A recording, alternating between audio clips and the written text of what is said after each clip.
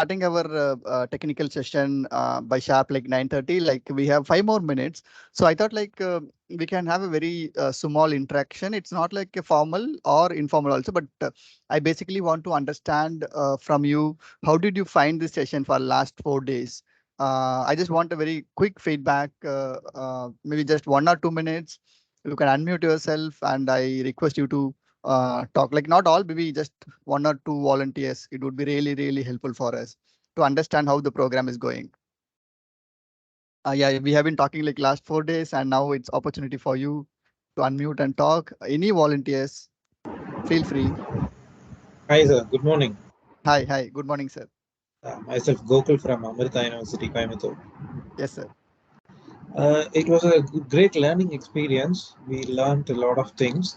Uh, Only thing what I felt was it would be comfortable if the hands-on sessions were given some time for us. Maybe it's because the duration of the FDP is small. The trainer was not able to go ahead with it.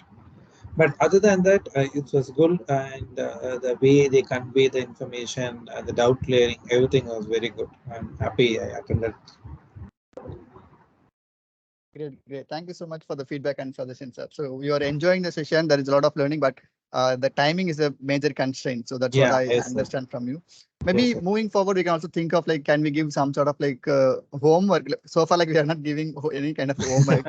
Maybe Yeah, I or mean it's we not a can have homework. Yeah. sessions in the morning and post Okay. lunch, like just one trainer might join so that we can do hands-on. We can try hands-on the faculties. It could be a whole day, morning for 2 hours or afternoon 2 hours to 3 hours. If Okay. we plan like that post lunch for a practical session, it would be more helpful. So, Okay. Okay. So we can think and we can let you know, sir. But I'm yeah. happy to know that you are also learning a lot of stuff in last 4 months. Yes, yes, it was Yeah. great. Yeah. Thank you so much, Yes. Gokul sir. Anybody else wants to give any feedback? Especially, I would like to learn. I mean, here, like, if there is any takeaway in last 4 days, you feel like, oh, this is very new to me. Like, I learned this. So that kind of any new takeaway, if you have, you can also share. I think somebody has unmuted themselves. Anybody wants to share? Hello, good morning, sir. Yeah. Very good morning, sir. This is Professor N.K. Misra from Podar College, and Okay. program sessions are very good, but because there are so many steps to follow to do something, and most of the time we felt some technical difficulties. Like sometimes somebody's mail ID is not working, sometimes you don't have the rights, sometimes you're not getting proper way to do that things, and at the same time the instructors are also doing at their own panels. So it becomes very confusing whether we should try our own or we should see the instructors what they are doing on the panels. So if we could get earlier also, I give the same feedback that if we could get some kind of manual, some step-by-step process that you can do at your home, so that will help us a lot, because I think the portal is having so many steps that you have to follow. There are so many options that you have to provide to get your work done. So I will just request if after this DP also we can get some kind of manual or step by step, because some speaker was saying that there is some Microsoft site link where they have given the steps how to do the registrations and how to do the work. So I will only suggest, although everything is very good, the speakers are very good, they are very technically sound, and they are giving their best. But if somehow we could get that kind of step-by-step list, that will help, I think, every participant. Later on also they can practice it, and then they can give this to the students as well. Because right now, if you will tell me that okay, you do this, maybe I will feel uncomfortable. But once I get and I practice it at my home, then I will be comfortable to pass on it to my students. And that is sole purpose of this faculty development program, that we should communicate the knowledge to the students. So nice of you, sir, for your games also in the morning. Yesterday you played some game, and very good, sir. I really, because I enjoy whenever I get an opportunity to join FDP, I surely join that. Although I'm also busy in my college work, and timing is little bit, because as you know, most of the private colleges, they don't give 100%, let's say 5 days or 6 days or 8 days off to the faculty members. So sometimes we have to take classes in between also. Sometimes we have some assignments also. That is also a trouble thing. So if you can provide these kind of steps list, definitely we will be benefited more. So thank you once again, sir, and thanks for conducting such kind of technical workshop, because I am getting everything technical. There's no nothing like blah blah some lectures and something else. No, everything is practical, and that is giving us a very good exposure, sir. Very good, Thank you very good. very much, So sir. Thank you, sir. yeah, thank you so much for this elaborate feedback, sir. But sir, I have only one question. I Yeah. understood like you want like step-by-step process so that like you can also go back and practice. So basically, we're asking for the materials and handouts.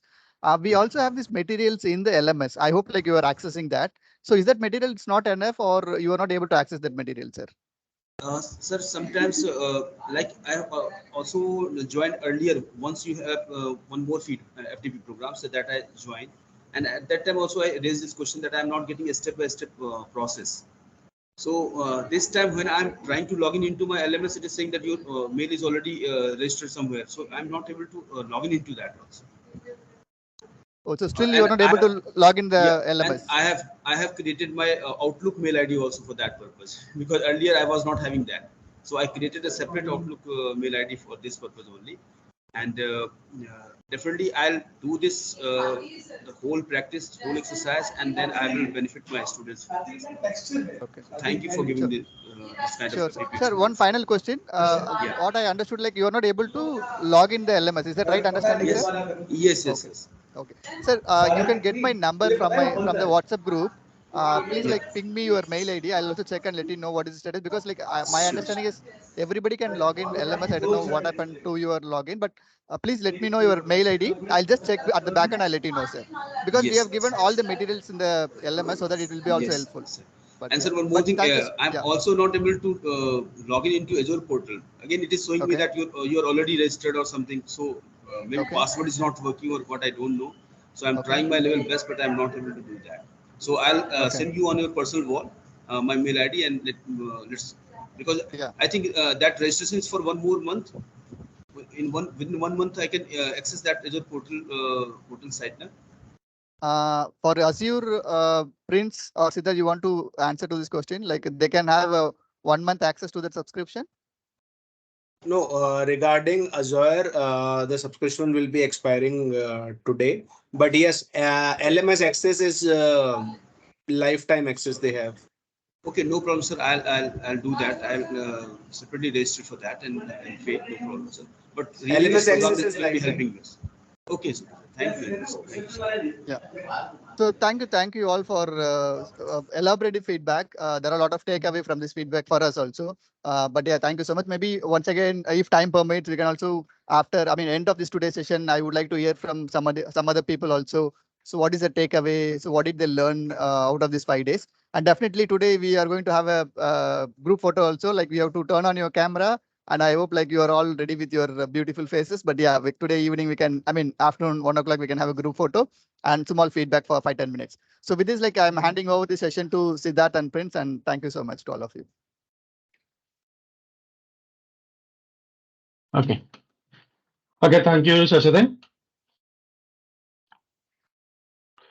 Okay, very good morning to all the teachers. Today is the last day of our workshop. So I hope you have learned something from this workshop for the past 4 days. And today we are going to, today's agenda is this one. Today we are first 1 hour, we are going to do some hands-on with ML. That is, we are, yesterday we couldn't complete the hands-on of machine learning with Azure. And after that, we are pending with one more topic, that is Power BI. Power BI is a very powerful tool to visualizations, and we are doing some activities in Power BI. And after that, we are connecting Power BI with the Azure portal. How we can get the data from Azure Cloud to the Power BI through the storage account or from the SQL account. We are fetching the data from Azure Cloud and loading into Power BI. From there, we are doing some activities in the Power BI. So these are the main agenda for today's session. So before going to, let me share my screen.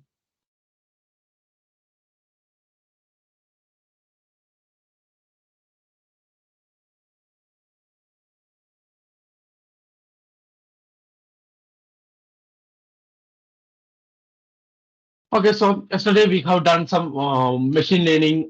We learned how to do some machine learning programs with Azure. So for that, we are doing this thing with ml.azure.com. Azure.com. First of all, you log into Azure portal. Then after that, you go to this ml.azure.com. So it will automatically log in your account.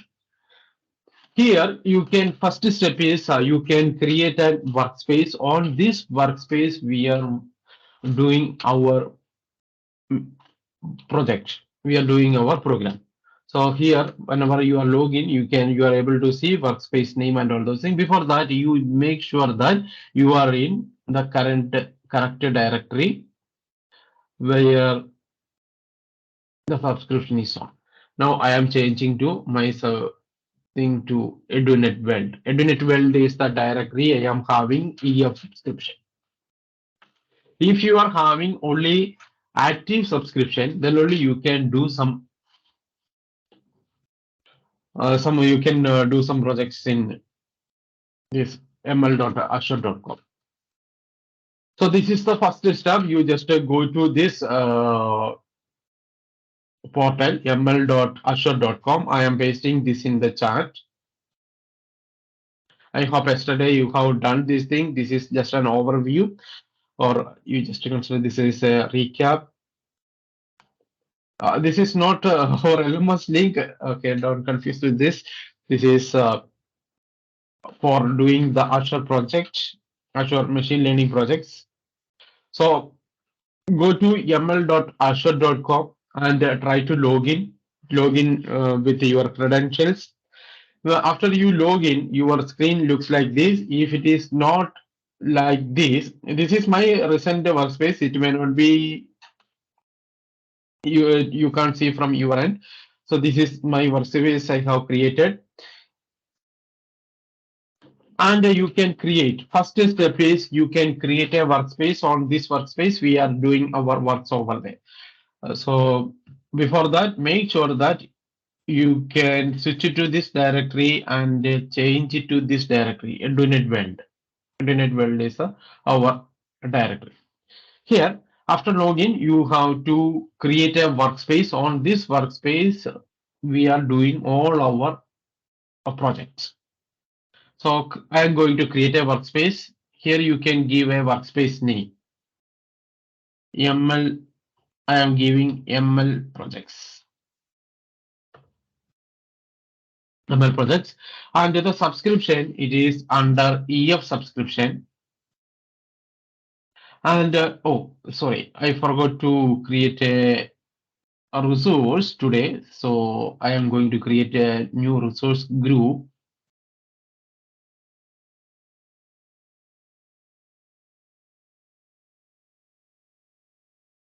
I'm going to create a new resource group. On this resource, we are adding our resource group is a FDP EF subscription, and create it.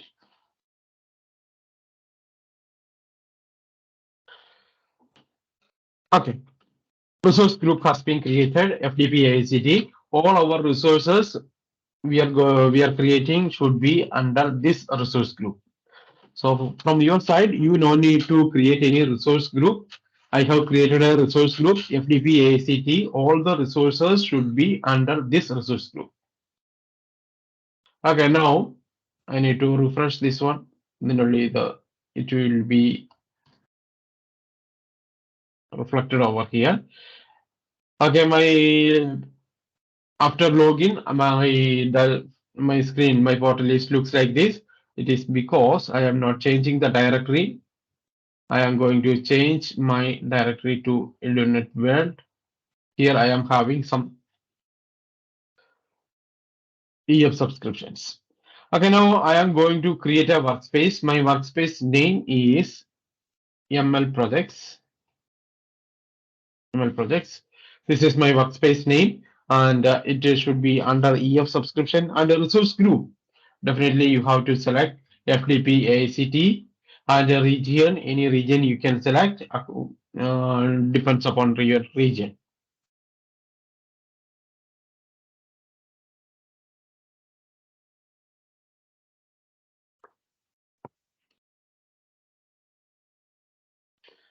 Okay,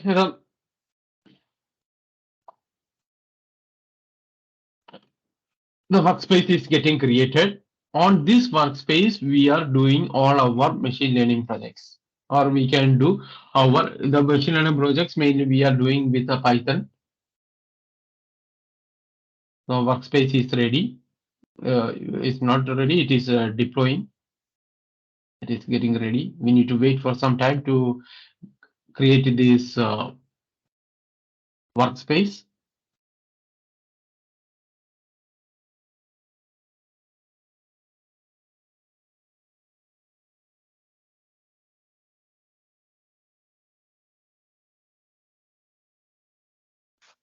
After the workspace is ready, we need to create a Jupyter notebook. On this notebook, we are doing our Python projects or Python program. Okay, workspace is successfully created. You can see my workspace is successfully created. Please let me know whether we are able to create this workspace or not. Go to ml.azure.com, log in, change the directory, and create the workspace. This is the step. So please follow the step and log into this portal. Log in, change directory. This is the step to Edunet World.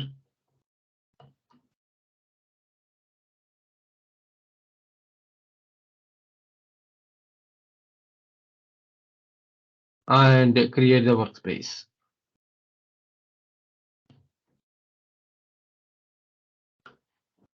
Create the workspace. So this is the step you need to follow. So let me know whether you are able to create the workspace or not. So my workspace is ready. Under EF subscription, make sure that this workspace under the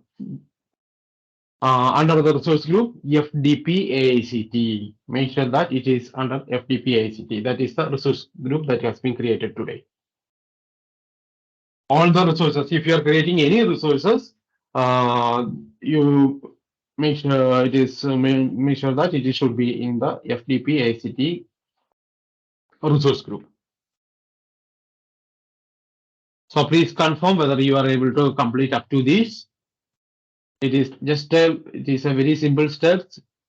Just create a workspace in this portal ml.azure.com. Okay, I can see is okay. It says that no active subscription. It is because change the directory to Edunet World. You can click on this profile here. Switch directory is there. Click over there and Edunet World. Change it to Edunet World. Then you are getting the active subscription, EF subscription. You are getting on that directory.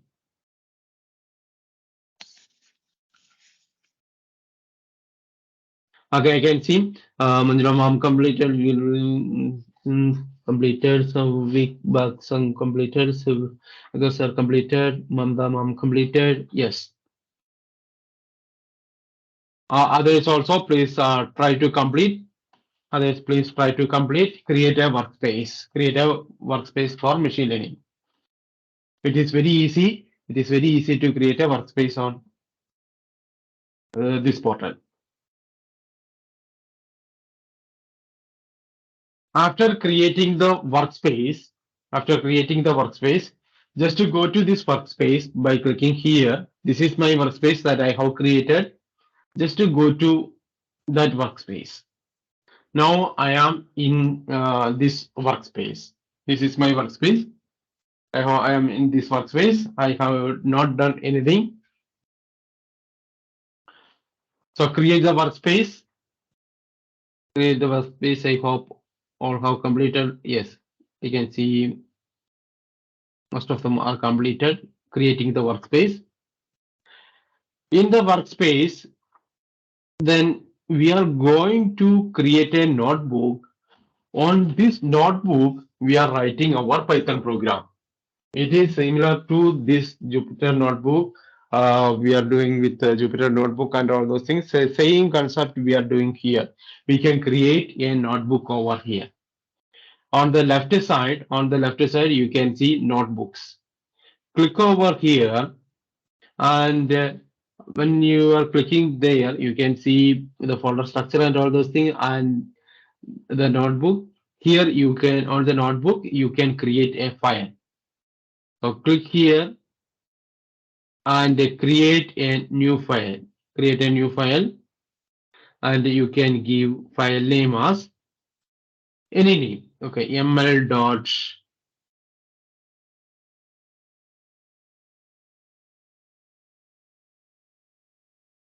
Okay, ml dot Python notebook. The extension is this one. Okay, create a workspace. Create a workspace. Inside the workspace, create a notebook. In the notebook, please create a new file. Create a new file, then your screen looks like this. So these are the steps we have followed. Go to ml.azure.com, change the directory, create the workspace. In the workspace, you just go to Notepad. Notebooks. In the notebook, you can create a new file. Then your screen looks like this. In the notebook, we have created a new file. This is my file.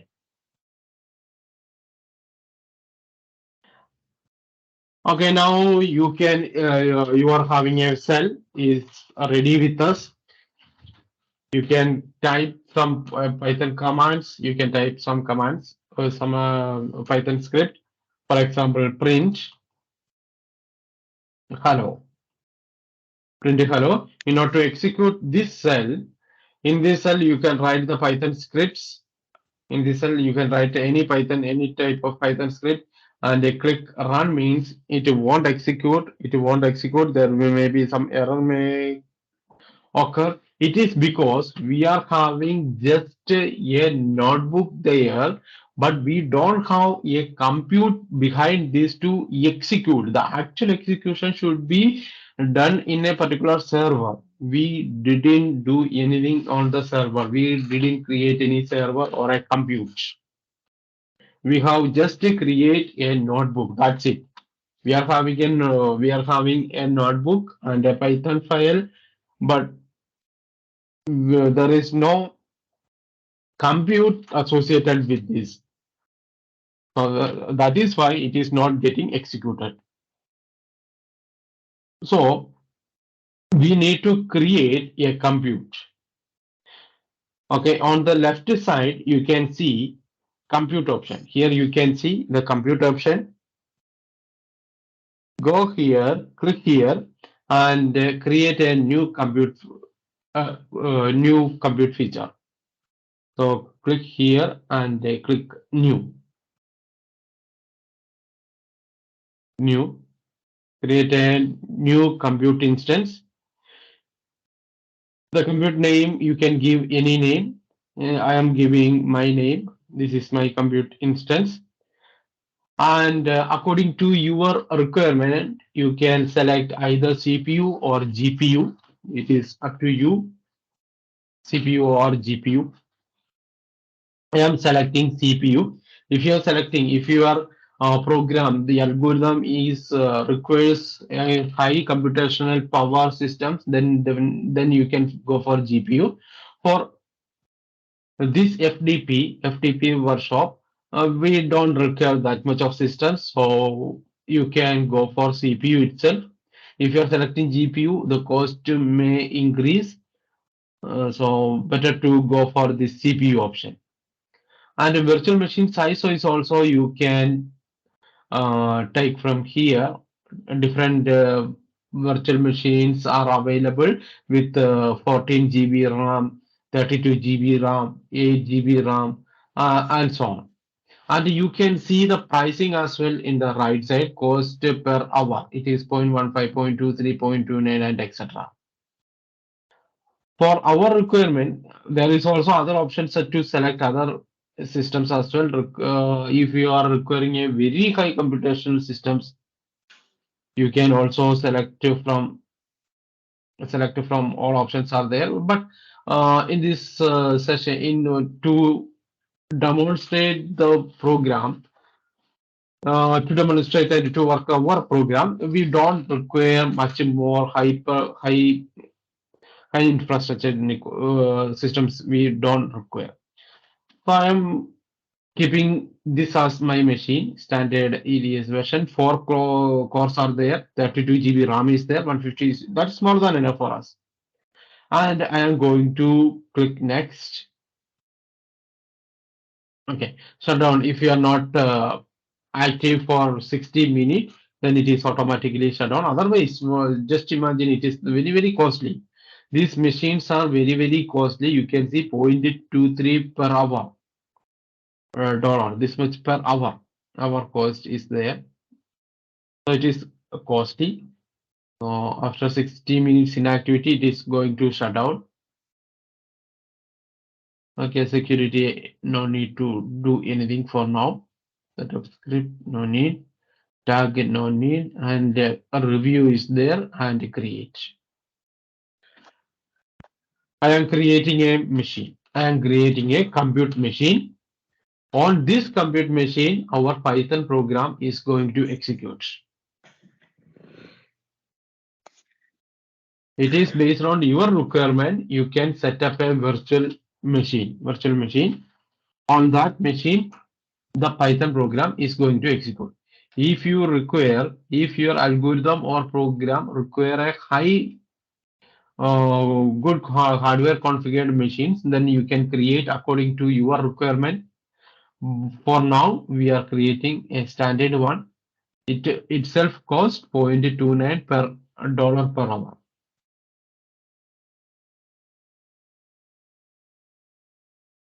Okay, it is creating.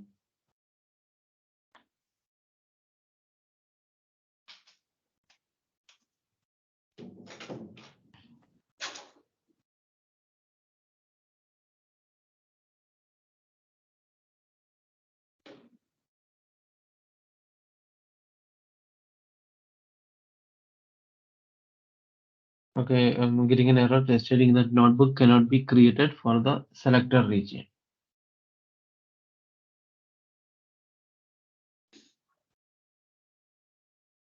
Okay, you can in this scenario, in this case, while you creating a workspace, okay, while you creating a workspace, here you can change the region to East US or East US 2. I am not changing anything. I hope you can do with okay, so Asia is there. Something closer to your area. If that region not supporting to create notebook, you need to change it to some other place. So after creating the workspace, there is no option to change the region, I think.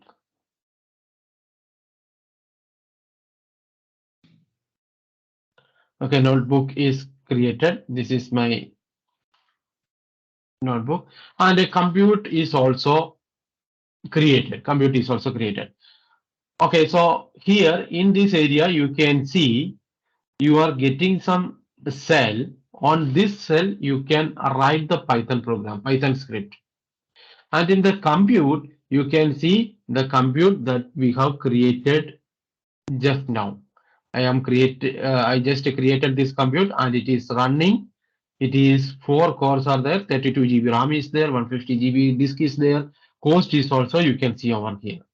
On this computing machine or on this virtual machine, we are running our project. So in order to run our project, we need to create a virtual machine. or a compute resource.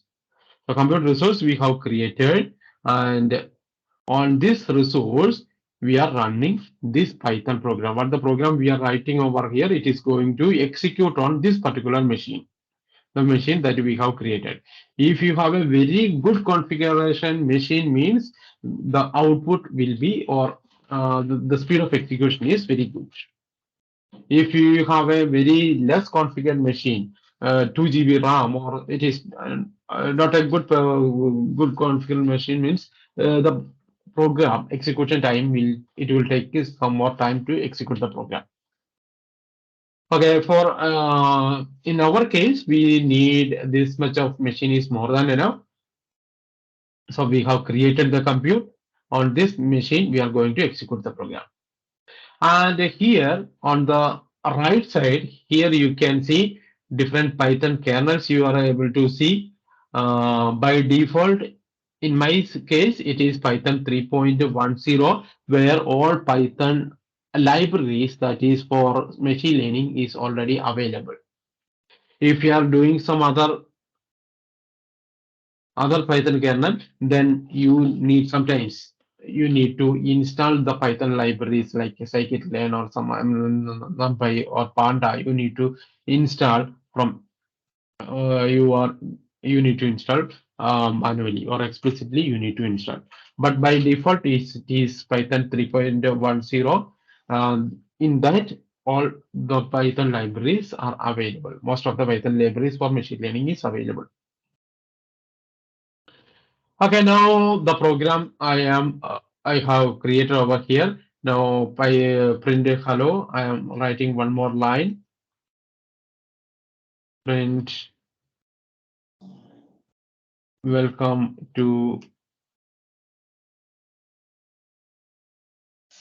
5th day of workshop.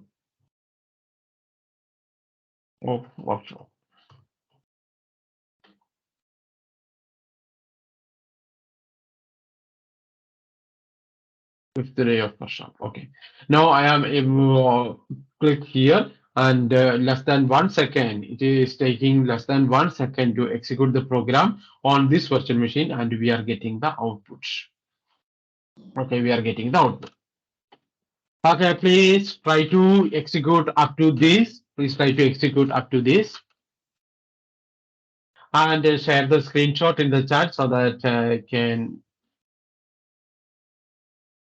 confirm that you are able to do.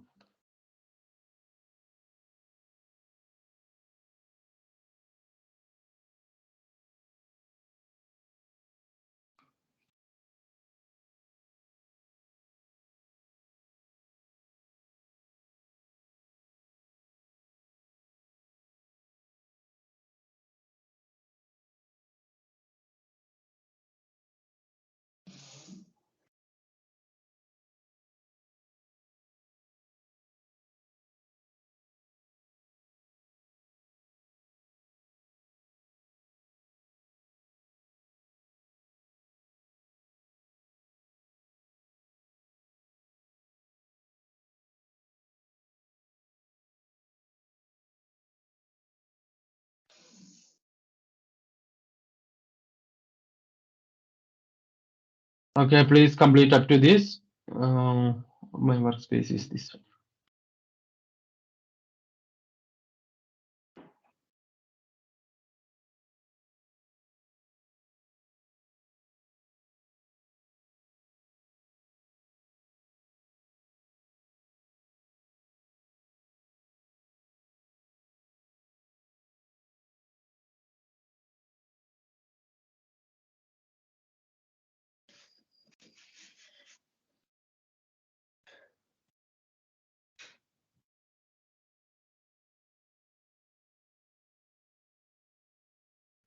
How to enable public access?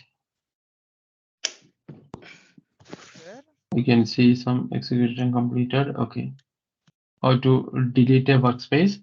I don't think we can delete a workspace. It is this is ml.azure.com. It is the customization is very low in this portal. If you are if you want to delete means a workspace means we can delete a resource group, then everything will getting deleted. Completed. Okay. Yeah. Okay. I hope you all are here. Okay.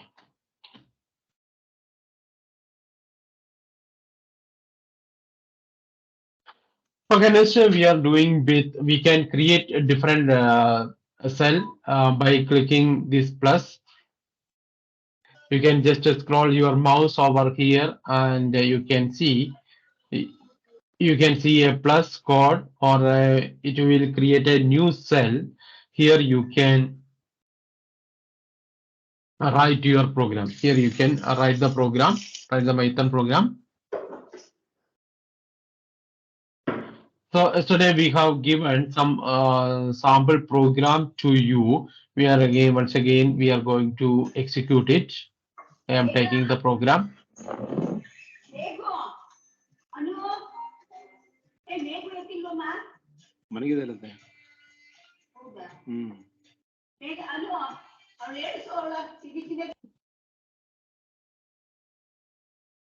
Okay, yesterday you are given with some sample program. I am giving the. Friends, kindly unmute you. I have muted all the participants. I'm so sorry. Okay, thank you, Siddharth.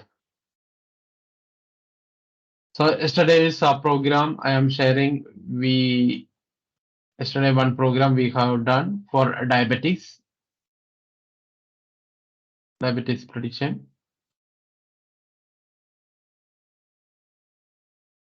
So I am sharing this code in the chat. I hope Siddharth will share the data set as well.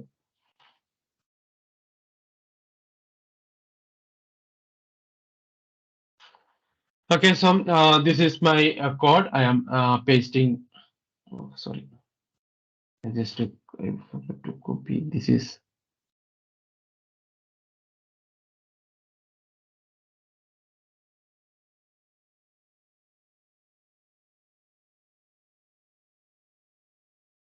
Need to copy, and I am pasting the code over here. But before going to do this is a machine learning algorithm. It requires a data set. Based on the data set, it is going to learn. It is going to learn from the data set and giving some prediction from the sample data set. So this is the program. Here we are using this classifier algorithm. We are reading the CSV file. Okay, file name is diabetes.csv that we need to upload. Click here, add file is there. Here you can upload the CSV file. I am going to upload the CSV file. Okay, I am sorry, I don't have the file just now. I need to get it once again. I will share the thing.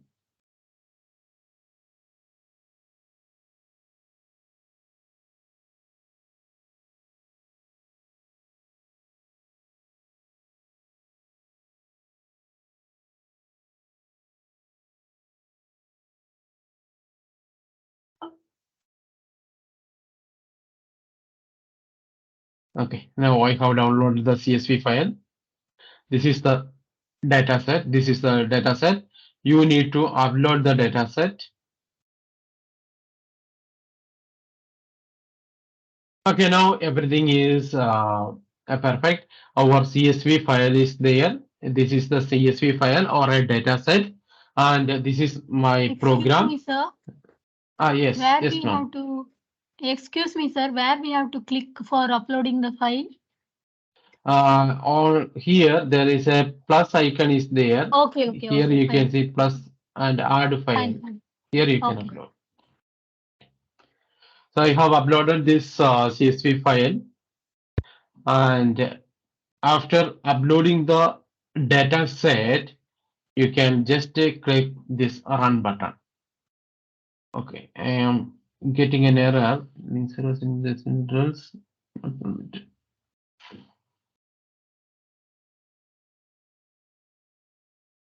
Okay, sorry. That is because I have copied some other characters also. Okay, now I am running the program. It is running. So the program is running on this server, this virtual machine, and I am getting the output. Accuracy is 0.72, classification report, everything we can see.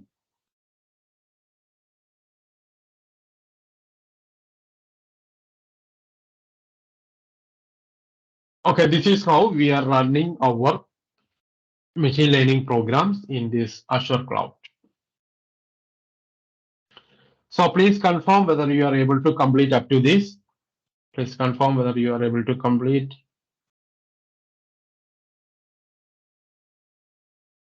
Okay, there is a query from Mohan sir, how to switch the directory from default to Edinet Web.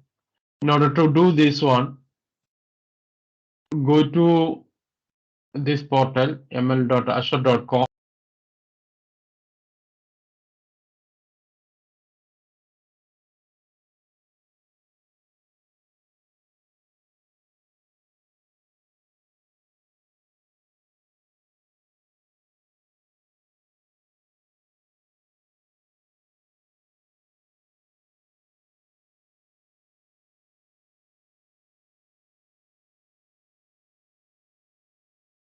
You are not audible. Oh, sorry. I was saying this to Mohan sir, Please explain. how to switch the directory. Yes, sir, please. Okay. Okay, how to switch the directory? There is okay. I was saying to Mohan sir, how to switch the directory from default to Edinet Web. So in order to do this, ml.azure.com. This is the portal where we are doing the Python programs or the machine learning programs. After login successful, you can see on the top right corner our profile. Click on the profile and there is a switch directory is there. Click on this switch directory and where you can change your directory to change the directory to Edunet. Then you are able to use the EF subscription and you can do all the projects.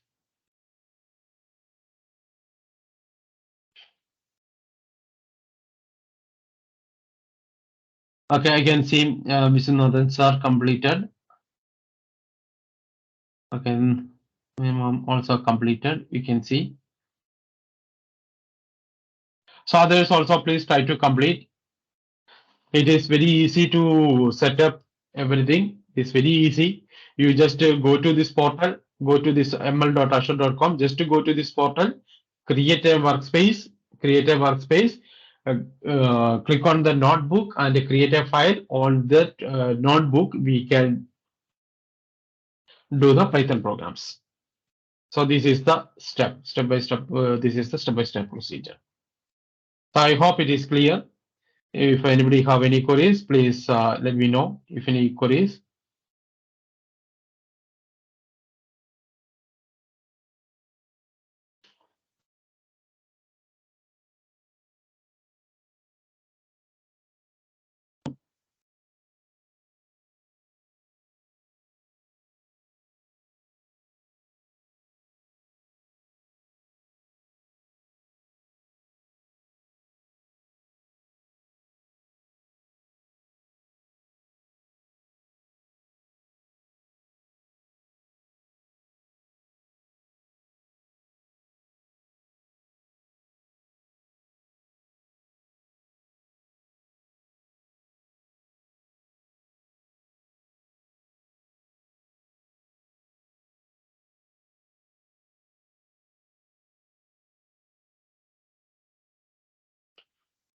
Okay, please try to complete up to this. Anybody have any problems? Please let me know. Let's try to complete at least one program in this portal. Okay, we're running, but okay, it is.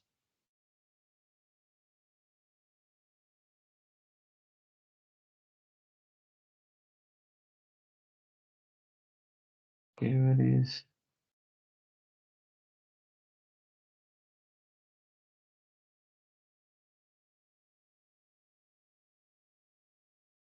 Okay, where I can see the first output. I can see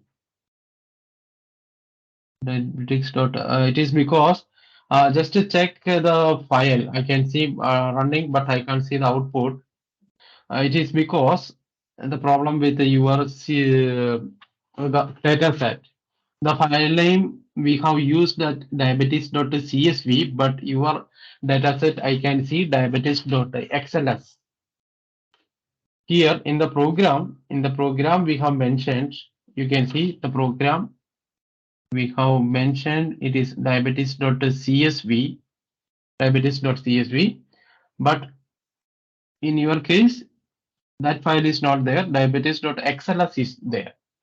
You change the extension to CSV, then only the program can read your file.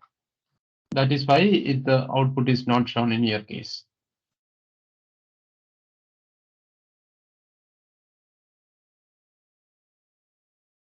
Okay, good. Thank you.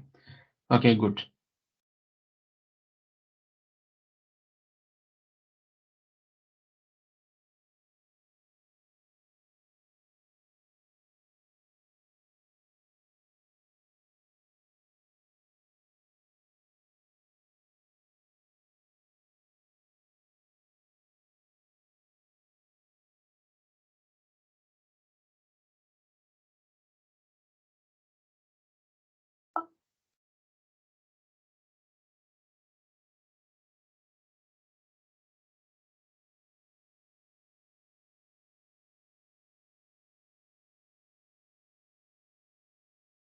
Okay, I hope it is clear.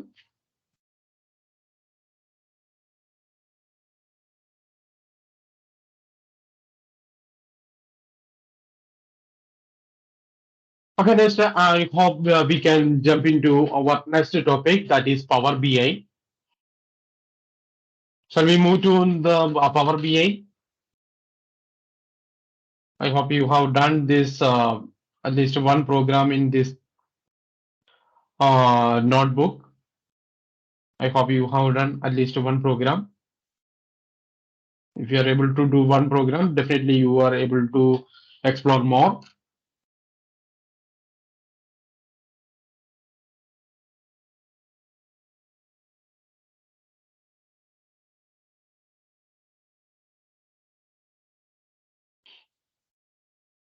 After clicking the directory, I got the screen shown below.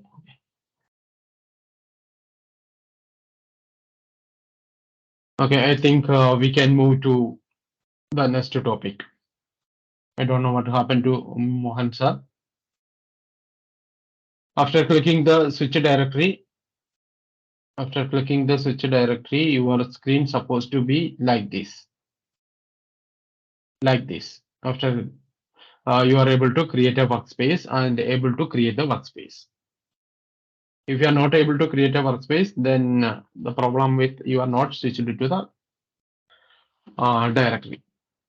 You don't have any active subscription. That may be the reason why you are not able to create workspace. Sir, I'm Dr. V. Naresh. I share my screen, sir. Yes, sir.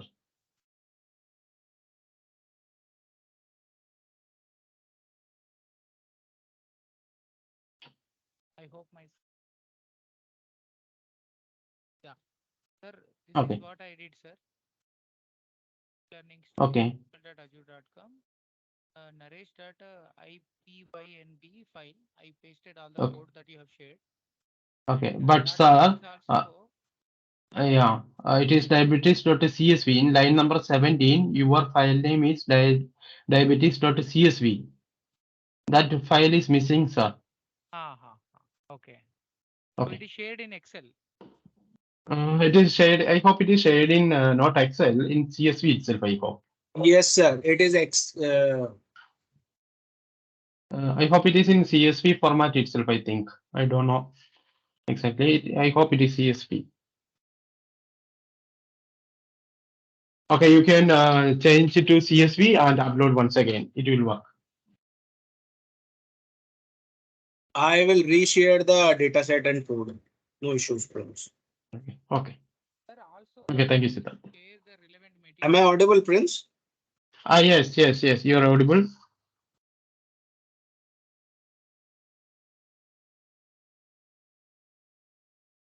Okay, I can see some Naveen Kumar sir is also done. Okay, Manjula mom done. Okay, okay, okay. I can see so many output here. So I hope we can move to the our next topic, that is Power BI.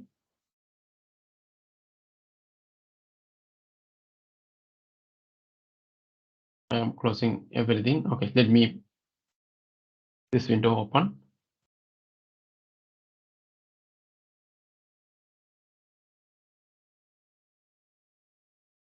Okay, now to start with the Power BI, you need to install Power BI in your machine, that is in Windows machine. Sir, your Ah, screen is yes. not shared.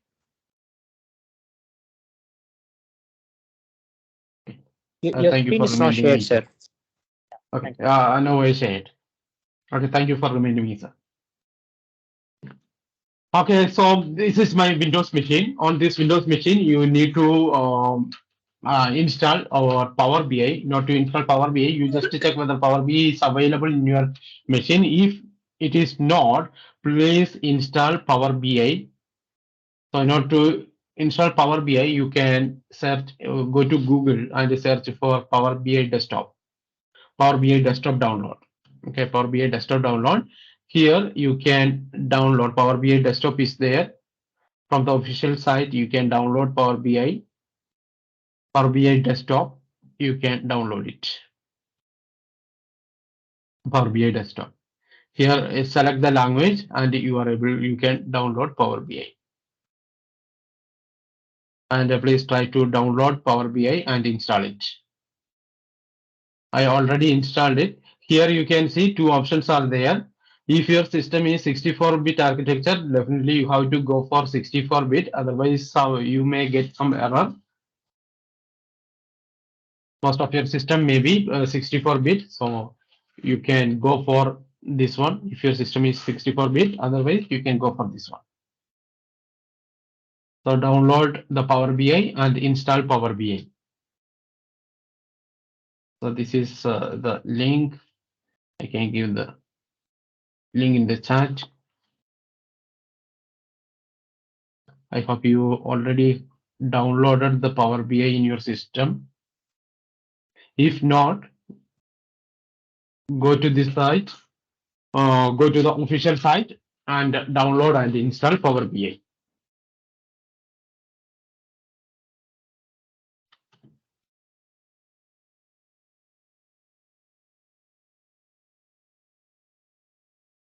Okay, so click on download and click this one. My machine is 64-bit architecture, that is why I have selected this one. Download. It is getting downloaded. You can see it is around 446 MB. So it is getting downloaded. It is getting downloaded, and you can just click open this one and just install it.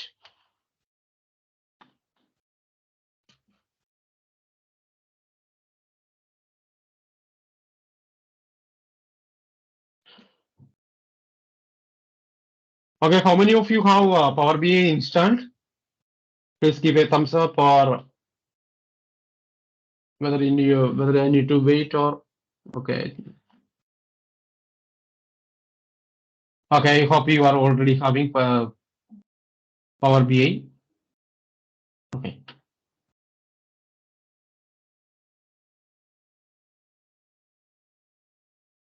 Okay. Whether Dr. Adams are having, yes. Okay, most of them have already installed. Okay, very nice, very nice. Okay, if you already have the Power BI installed in your machine, you can just, if you don't have the Power BI, you just go to the link and install the Power BI. Once it is installed, you just open Power BI. I am opening the Power BI desktop. So it looks like this.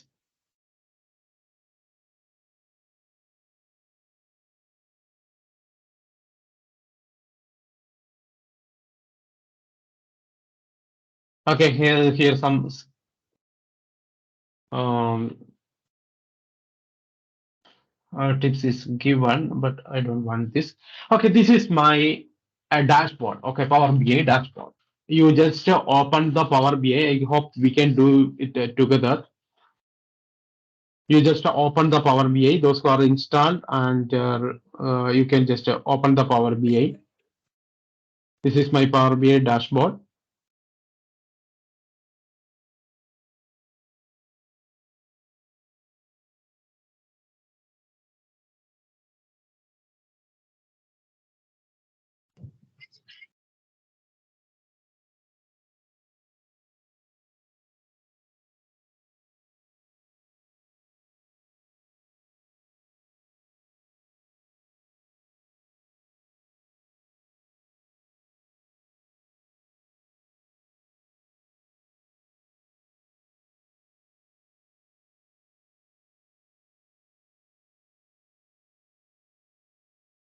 Okay, this is my Power BI dashboard.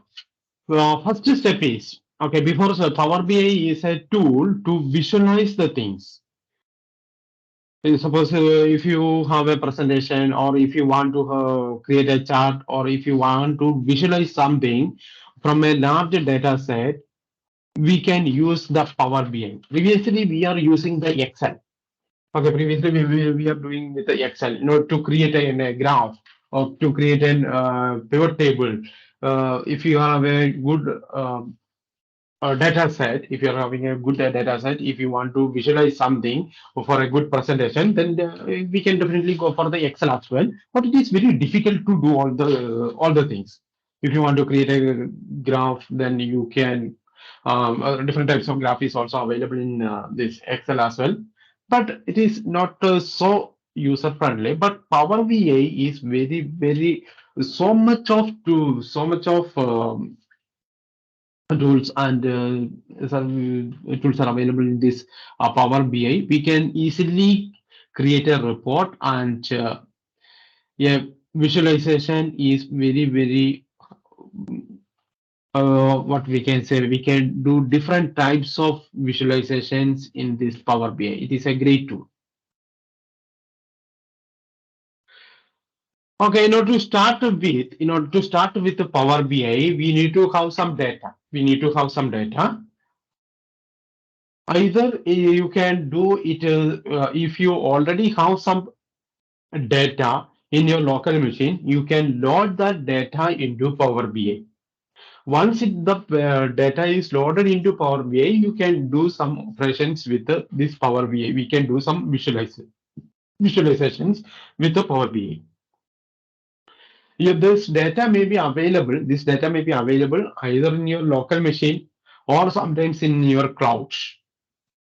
Sometimes it is in the cloud. So the data can be fetched from different sources. We already studied in the last 4 days Azure Cloud. So that in Azure Cloud, we can store the data as well. In the Azure Cloud storage account is there, we can store some file. Once the file is available over there, we can get the file we can get the data from the Azure Cloud, and we can load this into this Power BI for visualization. That is one method. Or second, we already studied about Azure SQL database. Azure SQL database, you know how to create the Azure SQL database and all. In the Azure SQL database, you are having some data. You can load that data to the Power BI. Once the data is loaded into Power BI, we can do some visualizations over here. So data may be the third case, the data may be available in your local machine. Available in the local machine. So you can load the data from the local machine and to do some operations. So the data may be anywhere, maybe local machine, sometimes in the Azure cloud, sometimes maybe some other places. The first step is you have to load your data into this Power BI for the visualization. Okay, anyway, we will see some demonstrations how to connect it with the connect how to load the data from Azure cloud to the Power BI. We will see some demonstration. But before going to that, we will do some basic steps in Power BI. Once it is familiarized, we can load data from different sources and we can do some more activities based on that data. Okay, for just an introduction, I am taking the data from the Power BI itself gives some data for some sample data. Here, while loading itself, you can see add data to your report. Here you can see add data to your report. You can import the data from Excel. If you are having an Excel ready with you, you can import it from. If you're having SQL Server database is available, you can import from there. These are the um, main data sources available or main data coming to the Power BI. Paste the data to the blank table. Try a sample data set. Power BI is already having a sample data set is already available. You can use that thing. Once data is available, once data is stored in this Power BI, we can do some visualization. So this is the Power BI dashboard. Power BI dashboard. Here you can see this file is not saved. That is why it is untitled. You can see if you want to save, you can click here and they save the file. And you are having different tabs here. You can see home, insert, modeling, view, optimize, and help. Okay, this is the home screen, home page itself. And here you can see different tab. This is the report view. Here we can see the visualization. If you're clicking here, you can see the visualization. If you click here, you can see the actual data that has been loaded. Now I don't add any data in this Power BI. That is why it seems empty. And here you can see the model view. If you have multiple tables, multiple data set, we can define a relationship between the tables. It is something like in the SQL database you are creating. This primary key is the foreign key of another one. Some relation we can set. Similarly, in Power BI also we can define some relation between the data. So this is three important tabs on the left side. Three views: report view, a table view, and model view. By default, you are able to see the report view. Report view is the place where you can see your report. The final result you can see in the report view. In the data, this view, table view, you can see the actual data. Okay, in the report view, and in this area, we are creating of the visualizations. And in the right side, you can see different things. In the right side you can see on the rightmost. Okay, I am expanding all these things. Okay, in the rightmost thing here the data field is there. If you are loaded one data, you can see the data headings. If the table is if your Excel is imported, and you can see the table headings for data you are able to see. And here it is a very important space. Here the visualization part. Here you can create different types of chart. You can see this is one chart, stacked bar chart. This is another one, column chart is there, and you can see pie chart and donut chart, map, everything you can see. If you and you can other chart is also available. Get more visuals and you can add more chart over here. And here some filters. If you want to apply some filters, you can apply some filters over here. So this is one basic view of our Power BI desktop. This is the basic view. As in the Excel, this is the first page, and you can create multiple pages from here. If you are adding here, you can create one more page. This is page 1. This is page 2. You can create another report in the page 2. It is something like in the Excel is also having different tab, right? A tab, the first tab, second tab, or page 1, page 2, etc. So similarly, you can create different pages. But I don't need any other pages. I need only one page. Now, what we are going to do is we are going to add some data to the Power BI. To add some data in the Power BI.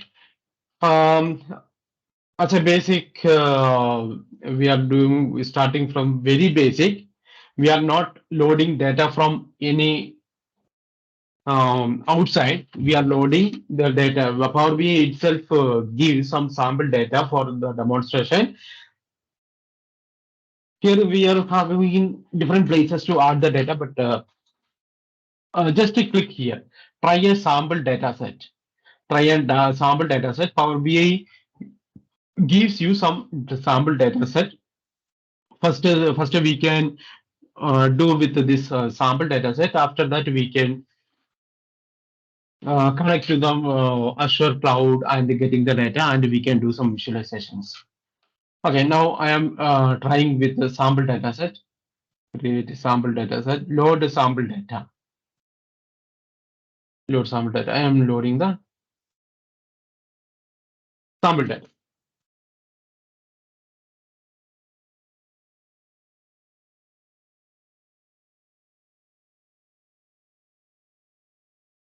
Okay, in the sample data, we are having two tables are available. Financials. If you click financial, you can see some data set is available, or in the sheet one is also the same data set, I think. Okay, I am loading this one, financials. Okay, you can either load by clicking load, or if you want to transform this data and load to the Power BI, that is also possible. If in some scenario, if you want to eliminate the columns or the cell with empty, okay, some cell may be empty. But in such a scenario, before loading to the Power BI, you can fill it with some random values, or you can transform the data to some other format, or it is used for data cleaning. Clean the data, you can load to the Power BI. Before loading to the Power BI, you can transform the data or clean the data. But now my data is very clean. All data are there. Now I am not going to transform the data. If you want, you can do some transformation as well. And after that, you can load the data into Power BI. But I am not going to transform it. I am loading the data. So the data is getting loaded in Power BI.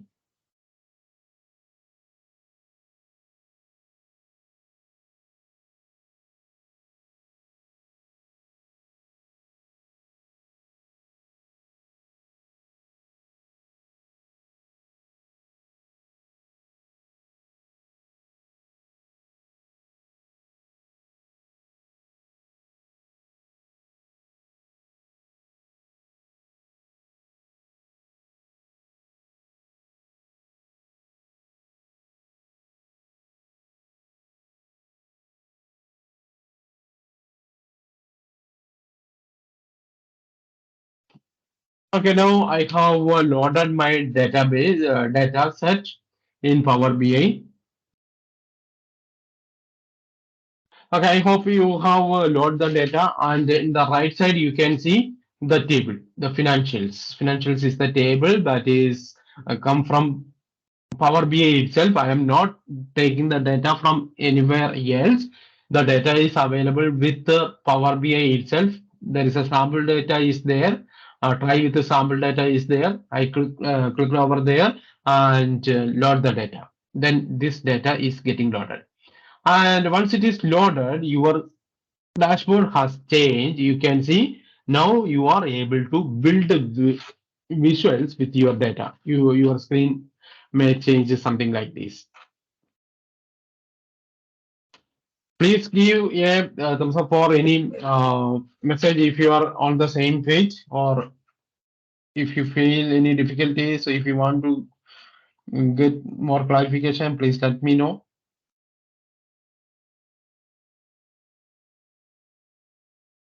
How do you Load enable load button? How to unable, you are not able to load the data. Yes, sir. Load is Okay, not what enabled. what you can do is you can get that maybe there, not get data. Once it is loaded, okay, you can close this one and reopen it. Okay, this is my Power BI desktop. Okay. It is getting started. On the home page itself, on the home screen itself, I am loading the data from the Power BI data sample data itself. I am not loading from anywhere else. Okay, here try sample data set is there. Just to load the data from here. Please check it is That I have available or done, not. sir. Load key is not enabled in try sample data set. Okay, once it is done, this whether this screen is appeared or not. Yeah, that will appear. Load sample data financial. Okay, you click the load data. I hope it is getting loaded. I can see the file. Okay, this up to this it is fine. Yes. We have to check Okay. the file on the site. We have Yeah. to tick mark it. Okay. Okay. Good. Oh, okay. Thank you. Click here. Okay, click here and load it. You need to tell them which file need to be loaded. Okay, click here and load it. Thank you. Okay.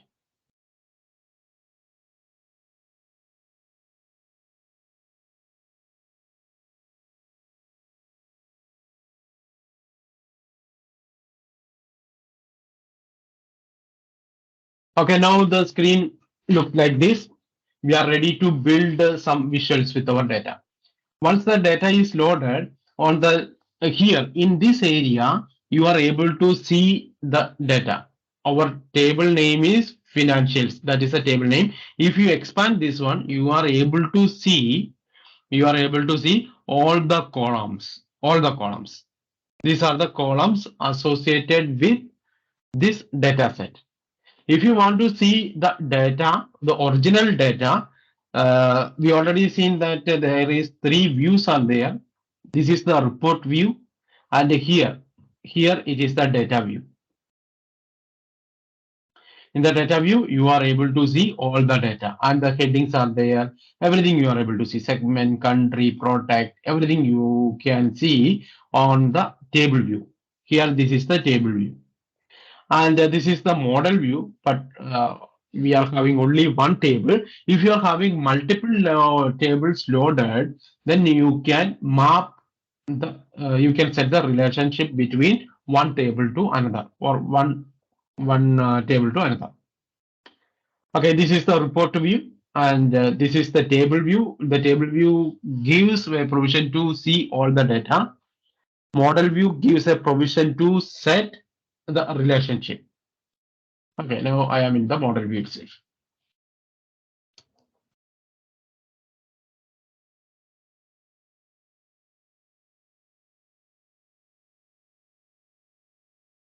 I hope you have done up to this. Data has been loaded into your Power BI.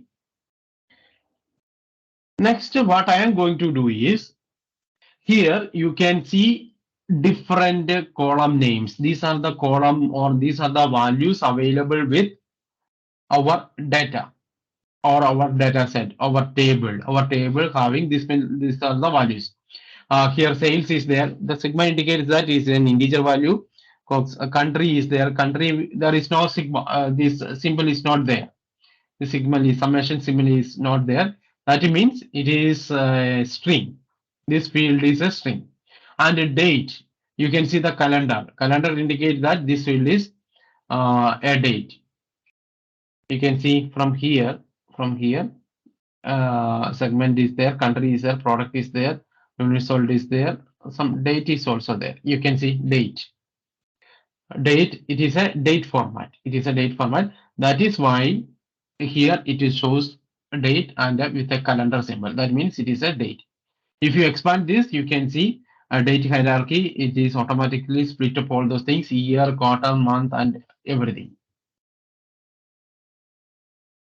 And the discount VAT is there, discount is there.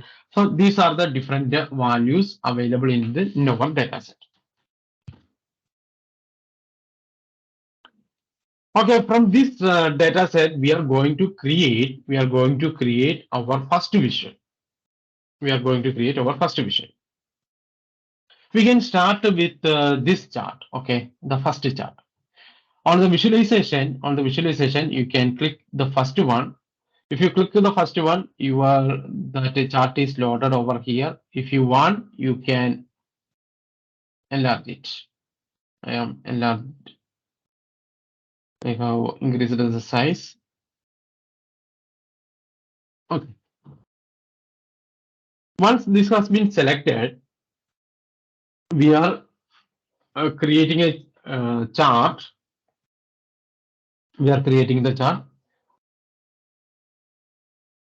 This chart I am going to use the first one. This is a stacked bar chart. On the x-axis, there is two axes. You can see x-axis and y-axis. What I am going to do is in the x-axis, or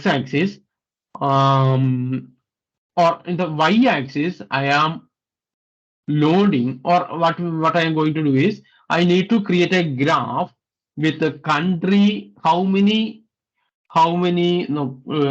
check how many units sold is there. Gross sale is there. Here the gross sale is there.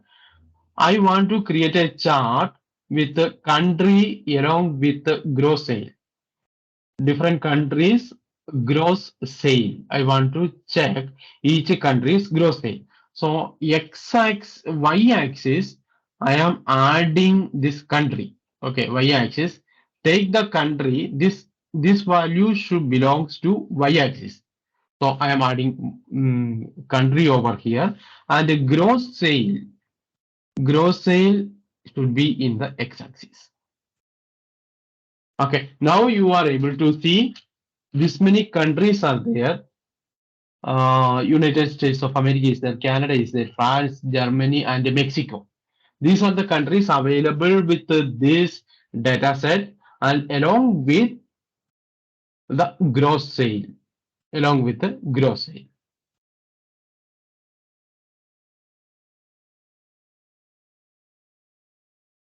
Okay, now this is the graph we have plotted. Very simple graph I have plotted. Country along with the gross sale. Please try to complete this graph and share the screenshot if you have done.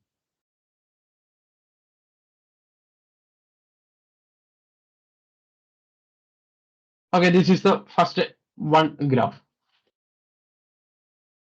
If you want to change the graph, it is very easy. X-axis and y-axis we have given. If you want to change the graph to pie chart, you can simply click this one. It has been changed to pie chart. If you want to chart donut chart, it is getting changed. If you want to change this type of graph, it is getting changed. Line chart is there. This type of chart is there. It is very easy to change the chart. Okay, sometimes of chart you can see everything you can see, but we are focusing on this chart.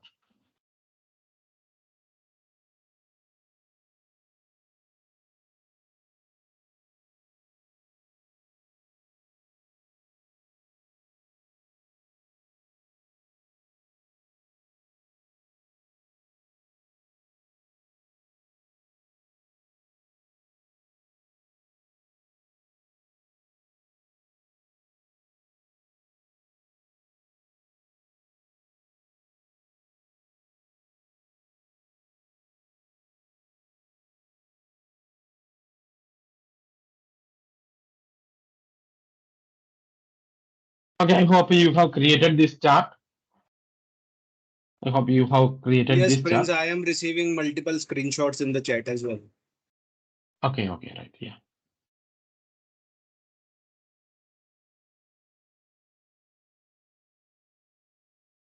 Okay, so after this one, we can do some more things on in this chart itself. If you want to format, it is not so good to see this chart. The look and feel is not so good. If you want to change the background color, what you can do is, I am not clicking the chart and not clicking the chart, just outside the frame.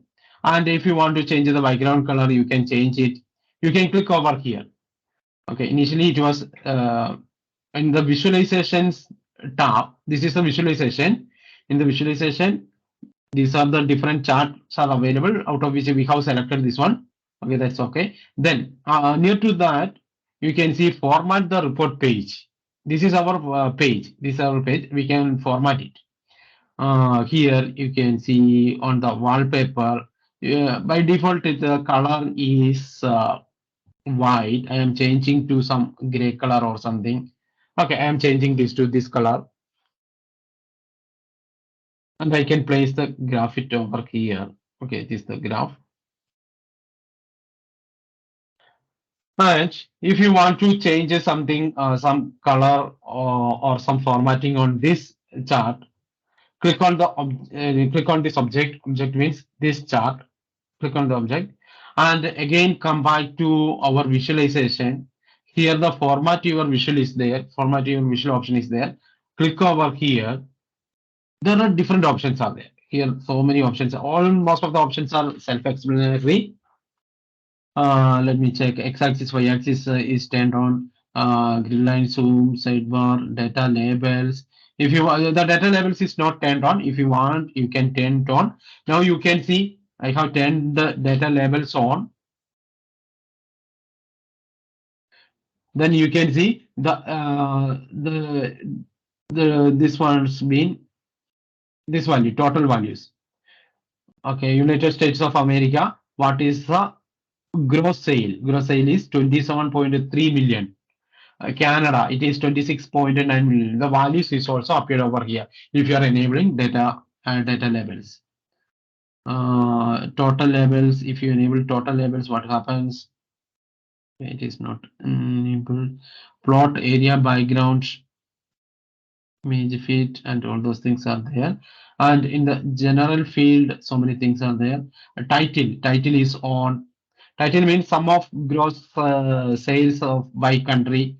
If you want to do some other formatting over there, you can do it.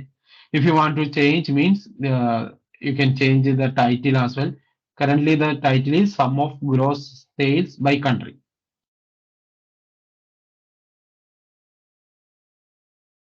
And the heading is there. Format is, if you want to make it as bold, it is getting bold. You can see now it is getting bold. Text color is currently black. This text color is currently black. I can change it to some other color, maybe this color. Oh, no, that is not the good color. I can change it to some other color as well. Okay, I have changed the color. Background color, if you want, you can change the background color to this one. Okay.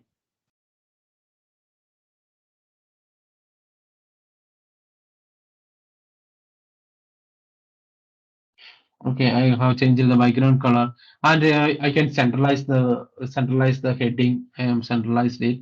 If you want, you can change the heading to heading 2, or if you want to heading 6, you can do it. Okay, spacing, subtitle, everything you can do. Header icon, tooltip. Tooltip is by default it is open. It is the tooltip is nothing but you can see if you can see the when the mouse is moved over there, the values and everything you can see over there.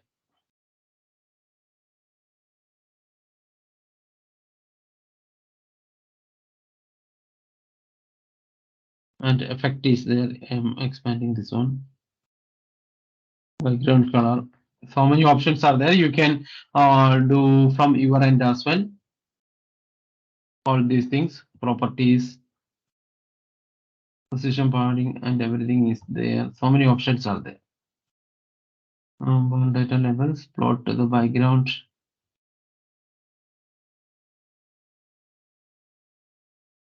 Okay.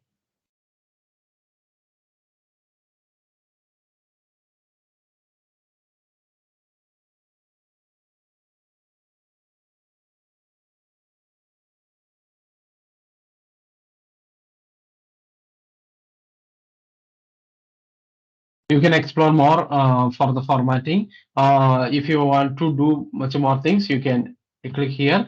This is the place you can do the formatting. You can do your own formatting over here.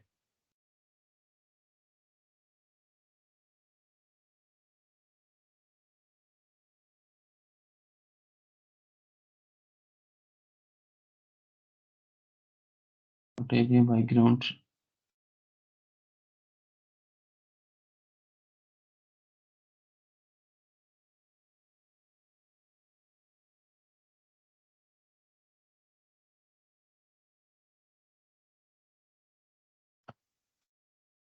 Background color you can set and change the transparency as well. A visual border is there. You can border is this one, and a rounded corner you can set. You need to turn it on visual border. Currently the border color is this one. I am changing some rounder things.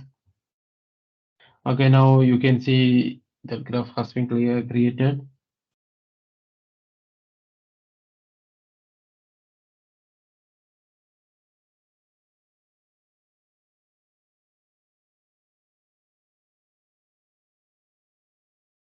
The border color I am changing to some other color.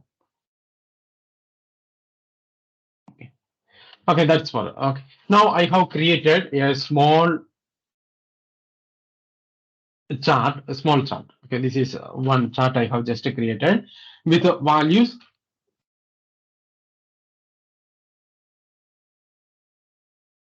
This is one chart that I have created now.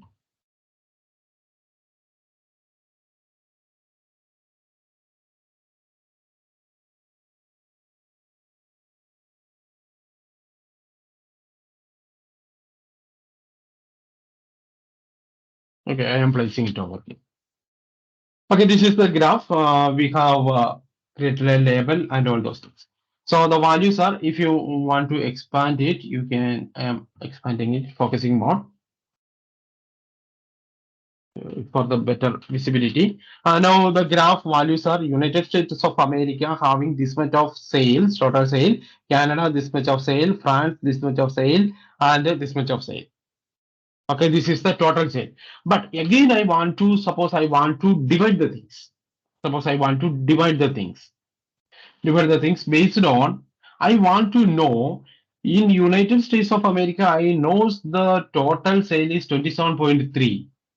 But I want to know in each year, there are, if you see the values, this is the original value. This is the original value. We have different countries are there, total sales are there. These are based on the year. We are having 2014 and 13. 2 years are there. 2 year values are there. No other year values there. 2014 data is available. 2013 value is available. I want to know 2013 how much gross sale in United States of America, and 2014 how much. We already have a criteria. We need to add a sub criteria. If you want to add a sub criteria on the existing graph based on the sub criteria is the year base. If you want to add a sub criteria on the existing one, you can add a legend over here. I am adding a legend. Now the graph has been changed. Now you can see in United States of America in this year 2000, here you can see this color. This is light blue color or something. 2013 5.6 million. gross sale is there. In 2014, this much of sale is there. Similarly, Canada, 5.6 million sale in 2013 and 21.1 million sale in the next year, 2014. So this is how we can add a sub criteria in the existing graph. In a simple example, I can say in your university or in a college, suppose your principal or a director asks to create a result analysis. So the principal needs a graph corresponding to the department and the student's pass percentage. Okay, so CS department having the pass percentage. In this one, we can see the department on this side and the pass percentage on the x-axis. In the x-axis, pass percentage will be there, and in the y-axis, different departments: CS, CS, mechanical, electrical, electronics, etc. And we in the x-axis, we are having the pass percentage. But after some time, principal is again need some additional data, something like in CS department, how many boys passed based on a sub criteria as well. Boys, girls, the pass percentage. Again, he needs a, some additional criteria from the existing graph. CS department, how many boys pass percentage required and the girls pass percentage required. Similarly, in mechanical department, already overall pass percentage he already have, he needs some additional requirement. You know, for that additional requirement, we can add the Legend. We can use this Legend concept. So this is the original concept, that is different countries. We use this gross sale is there. That was our original one. If I am removing this one, this is the original data, original graph. If I want to add some additional criteria, it is very easy. It is very easy. Just drag your criteria over here. So it is, the graph has been changed. So please try to complete up to this. Please create a graph. Please create a graph. I'm going back to the report. This is my graph. This is my visualization. Please share your screenshot of your report.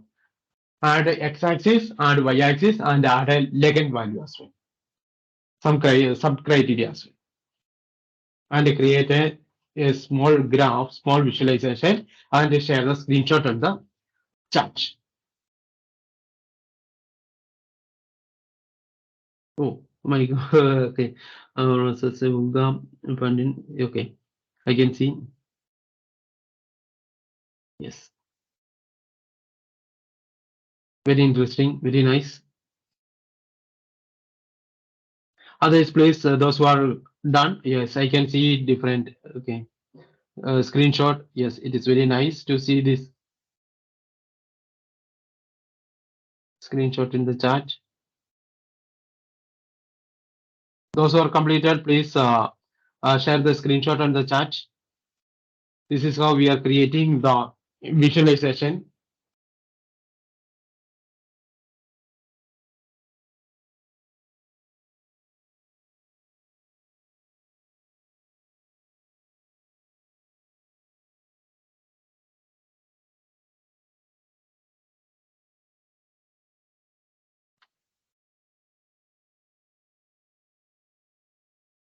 I can see different screenshot.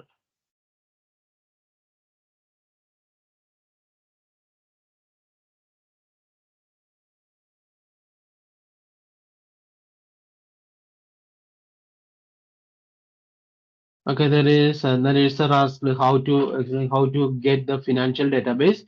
It is very easy. Once it is loaded, you just open the Power BI desktop. On the third or fourth option, you can see try sample data option is there. Try sample data option is there. Click on that. It will load your financial data. The data set will be loaded. You don't need to download or upload from anywhere. It is not at all required. Just open Power BI. Power BI provides a sample data. We are working with that sample data. Later, after that, after some time, we will do with some other exercises from other data sources as well. Now we are focusing on this the data set that is available in Power BI itself.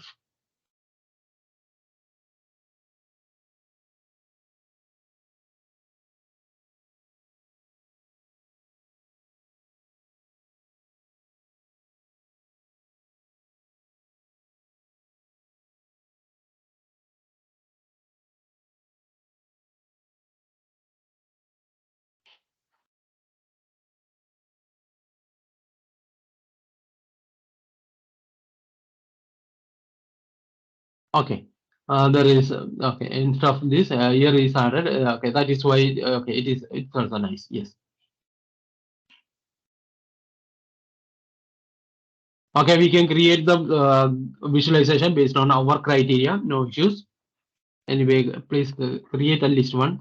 I can see so many screenshot. Okay, very nice. Okay, now I am going to create one more chart. Okay, we can create a pie chart. For example, I can create a pie chart. There are a lot of options are there. I am going to create a pie chart. Pie chart is also, or we can do, I am going to delete this one. The same data with the same data. Okay, control, I am just copying this one, control C, control V. I am placing this one. Okay, just I am copying the same chart to the right side. I am copying over there, and I am changing the chart to pie chart. Okay, for example, this is the chart. I am changing to the pie chart. Okay, now you can see this is the pie chart.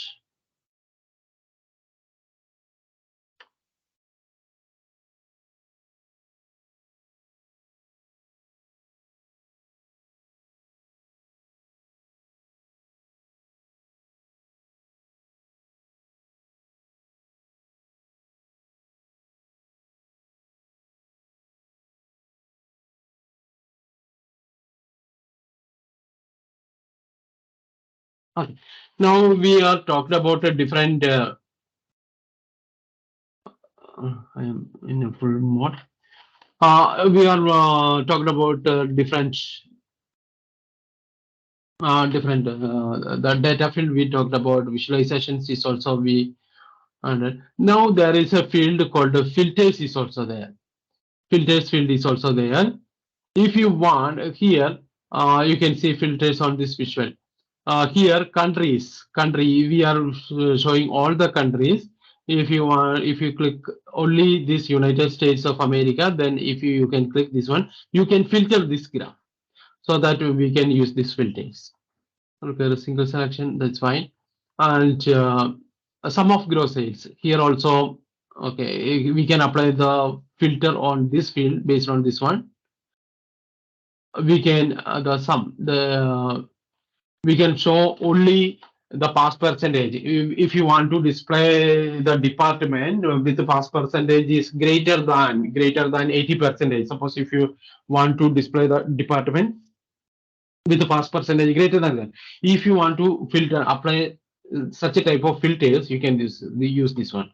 Or the gross sale, suppose this total gross sale is less than some value, if you can add some conditions over there, and you can filter this graph, this visualization. For that we are using these filters, and based on here also we can apply some filters. So that is why we are using these filters. So instead of this is not blank, so many options are there here. Okay.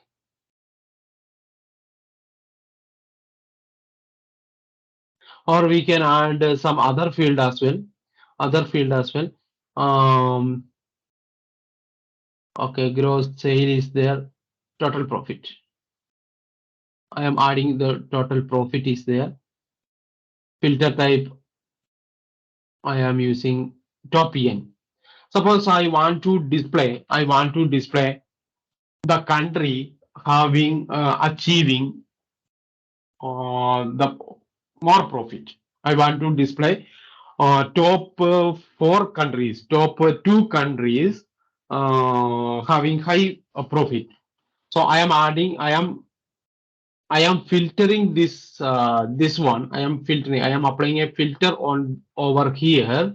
I am applying a filter over here based on profit. That is why I added the profit over here, and I am filtering the graph based on that one.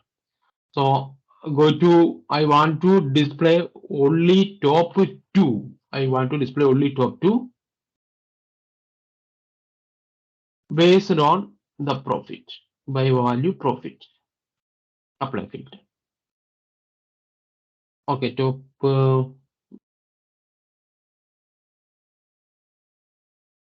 okay, top 2 value, sum of profit.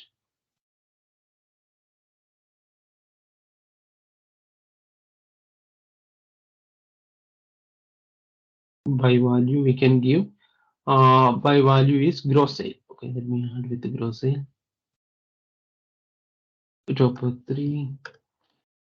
Okay, top 3. Oh, this is okay. It is because we have added this one. That is why. Top 3 means 3 values. That is based on the, because we have splitted some legend is also given. That is why it is giving 3 values. Top 3 values. 2.1 million is the top most value. 2 million is the second largest value, and 2 million is the other value. We are getting the top 3 values. Top 3 values.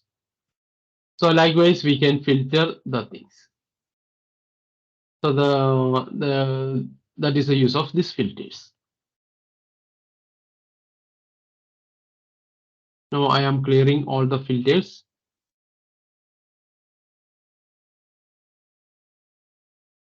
I am clearing all the filters. So filters is used to filter your graph. Now there is another option is also, so many options are there.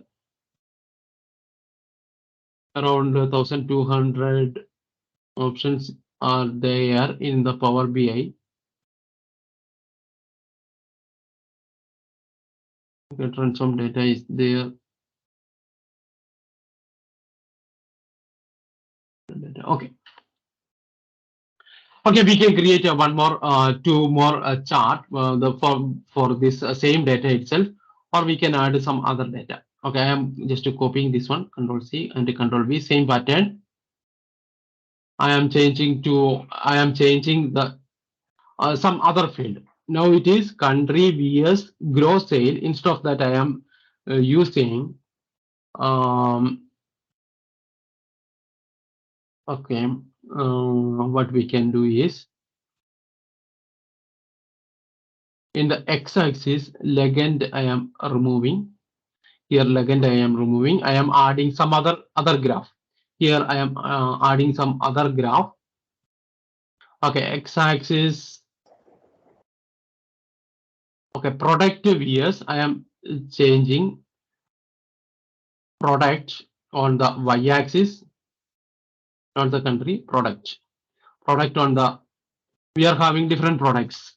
VTT, Velo, Amarilla, some products are there, and we need to get some profit. I want to, in the x-axis, what is the profit of each one. Okay, so I am having some other graph. So I have created some other visualization based on the data set. Same format is the same. I have formatted the chart. I am having some other chart. Profit by product. We are having different products are there. Approximate profit is also mentioned over here. So this product total profit is this one. On this product total profit, if you want to see much clear, this is the second graph I have created, second visualization. These are the different product, and these are the values. These are the values. These are the profit, total profit. If you want to split, suppose if you want to know this product based on the country, this product total profit is this one. In United States of America, how much profit achieved, other state, other country, how Canada, how what is the total profit for this product, everything. If you want to add some sub criteria on this one, if you want to add, then you can add it by adding the legend. Suppose I am adding the legend field, I want to split based on the country, so I can add the legend field also here. Now you can see the graph has been changed something like this. This is the visualization. I have changed the visualization. I'm going back to the report. This is the second graph I have created. Second graph I have created. Second visualization.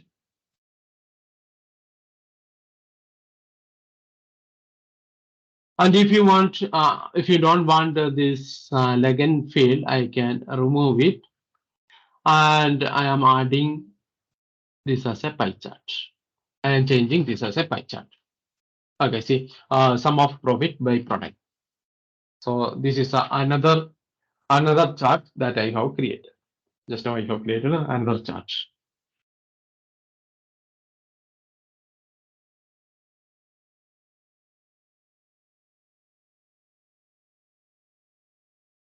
Okay, now I am having. I hope this is enough for. If you want, you can create other chart as well. It is very simple. If you want to create another chart, you just click over here and do all the process. What is the x-axis value? So just drag and drop x-axis, or what is the y-axis, you can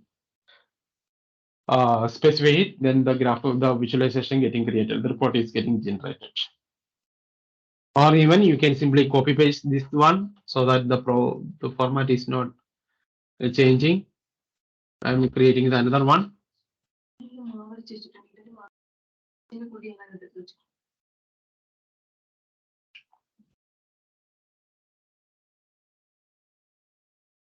Okay, I'm creating another one. I am changing it some other value. Based on some other value, I am creating another graph, another visualization. We can go with product and a unit sold. Okay, I am changing with this graph. I am changing with some other pattern. Okay, this graph I am creating, and it is product on the x-axis product. I am changing the by default some values are there. I am changing that thing. Product on the x-axis and number of units sold. Total number of units sold on the y-axis. Now this is the graph. This is the graph I have just created. And see the sum of units sold by product. This product total units sold is this much. This product the total unit sold is this much. This is the another one. If you want, you can add some legend as well. Okay, somebody raise the hand. If anybody have any queries, you please.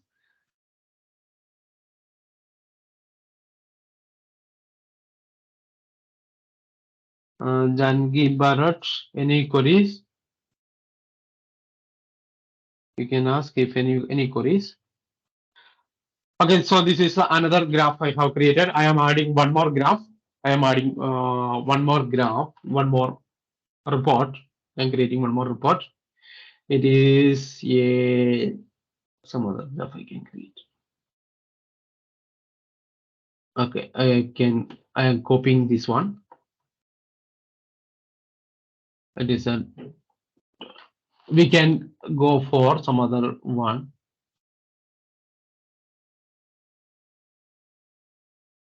Product vs sales. Okay. Okay. Product and sale. Okay. Sold unit sold is there. Total sales is there. Gross sales is there. Manufacturing product profit sale price. Okay. Okay. I want to know total discounts given for each product. Okay, total discount given for each product. I want to know. So I am giving a report. I am creating a report for this query. I want to know how much discount has been given for each product. So product is in the x-axis, product in the x-axis, and y-axis. I want to know the discount. So for this product, this much discount I have given. Given this product, this much discount have been given, and then this we can map in this way. So I am changing this to your format. The graph has been changed to this one, donut graph. So I have created different report. So I have created different reports. Okay, everything is fine. Our report is ready. Our report is ready. We have created some report based on the sample data that is available in the Power BI. So please try to complete some visualization. Please try to complete some visualization and share the screenshots on the chat. You can do a lot of things. Please try to complete at least one or two chart, one or two visualization, one or two graph, and post in the chat box.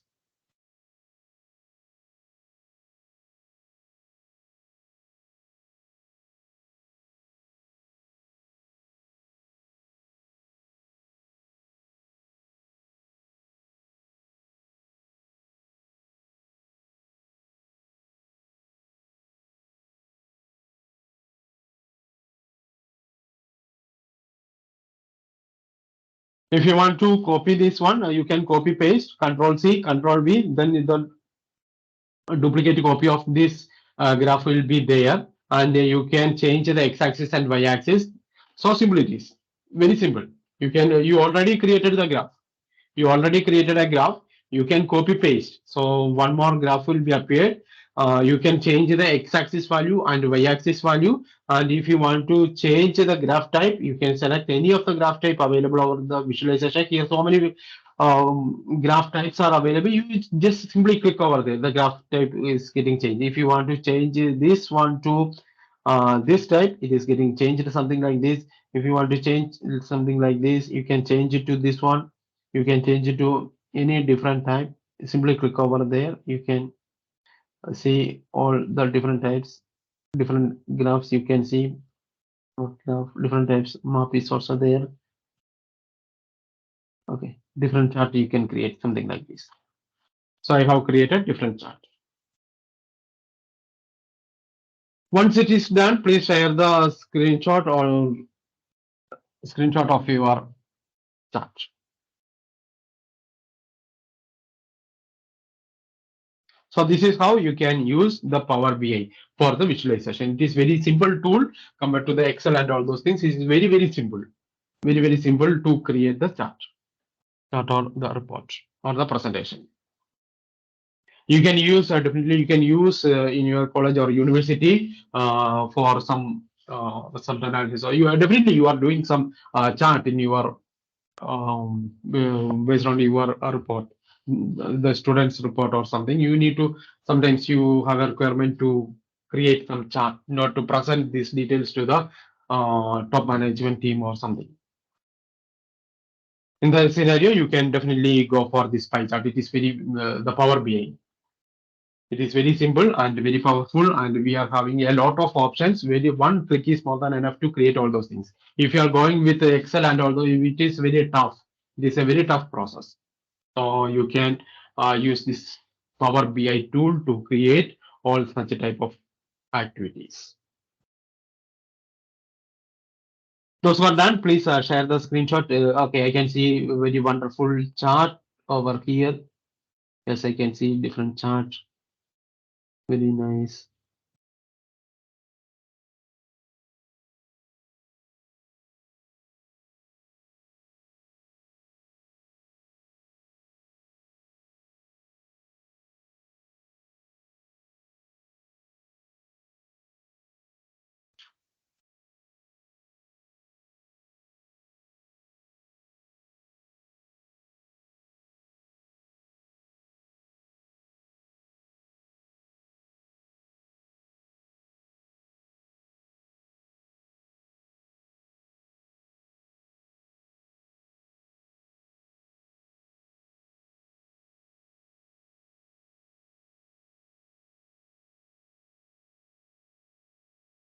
Okay, after completing this one, this is our first exercise. We are doing it with the data available in our Power BI itself. We can have different chart can be created, something like this. Once data is there in the Power BI, we can do the visualization, something like this. In the second exercise, our data, we are not going to use the existing data available in the Power BI. We are having our own data. We are going to do with our own data. Sometimes the data may be available in the Azure cloud, sometimes in the local machine as an Excel format. Whatever it is, we can use that data, and we are doing some exercises. That is our second task. So before that, I request you please complete with at least one or two graph, one or two visualization.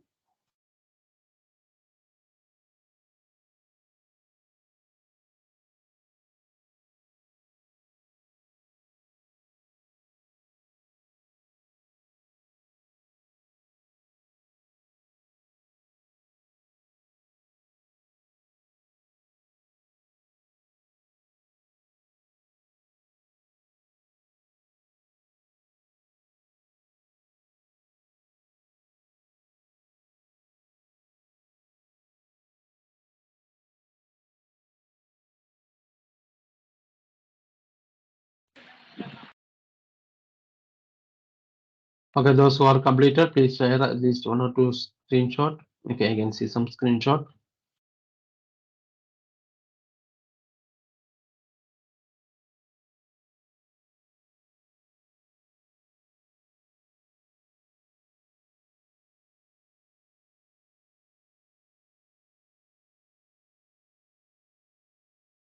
Anybody have any queries? If anybody have any queries, please let me know. If any queries.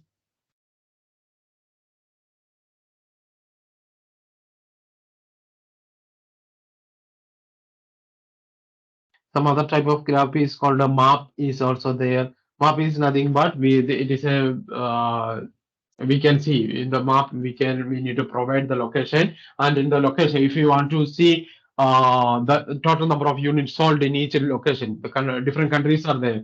USA is there, Canada is there, France is there, some other countries are there. If you want to know the total number of units sold in each country, so you can use map is also there. You can make use of map as well. If you are changing this to okay. Okay, map means it is something like this. Here you need to add the different location, then the map will appear. Map will appear, and in the map bubbles as a bubble, you can see the total number of sales and order. So you can explore more over the more visualizations here. There are a lot of visualization there. If you are not satisfied with this visualization, there is an option to add more visualization. Get more visuals that there. You can use that one to add more visualizations. More visuals. Import visuals, restore default. Okay.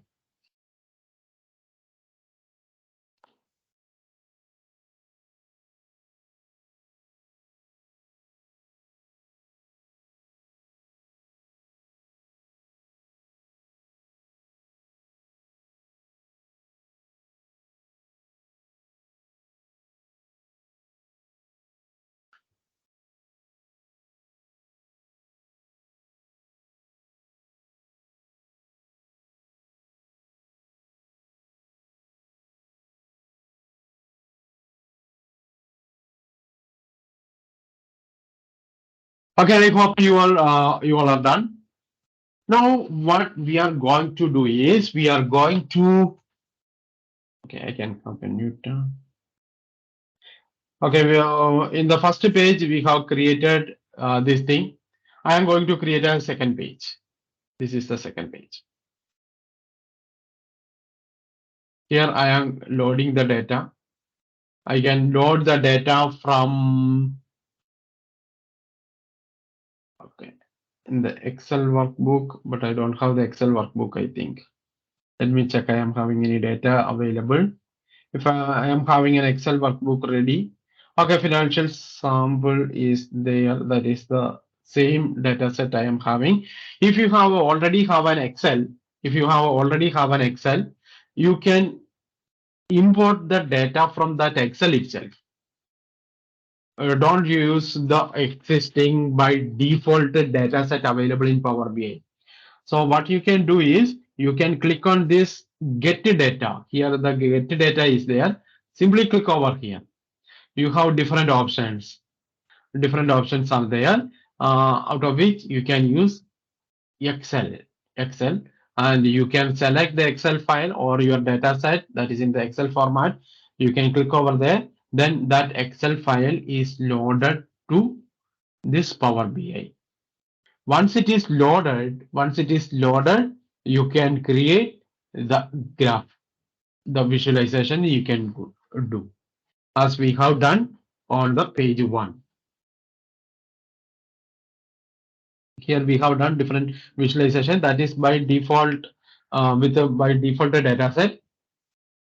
Similarly, once data is there, you can do all those things. You can load the data from different sources. So get source is the get data is there. You can download. If you are having any data, you can work from here. Currently, I don't have any Excel.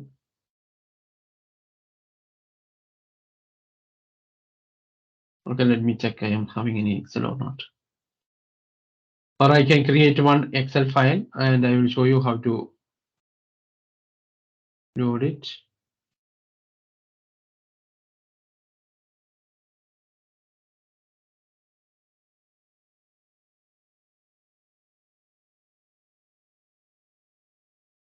Shall I share I'm Excel blind. file to you, Prince? If yes, please, Siddharth. Just wait for a second. I'll be sharing that.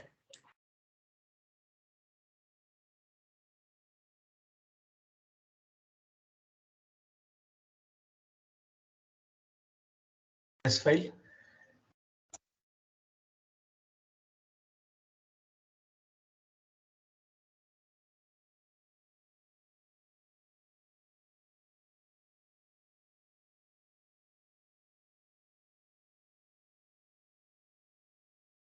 If you have, because you all are faculties, you are having some students' data maybe there. So student details, student department, and Prince, I student have mark shared one is Excel. okay through the chat. I think I am down.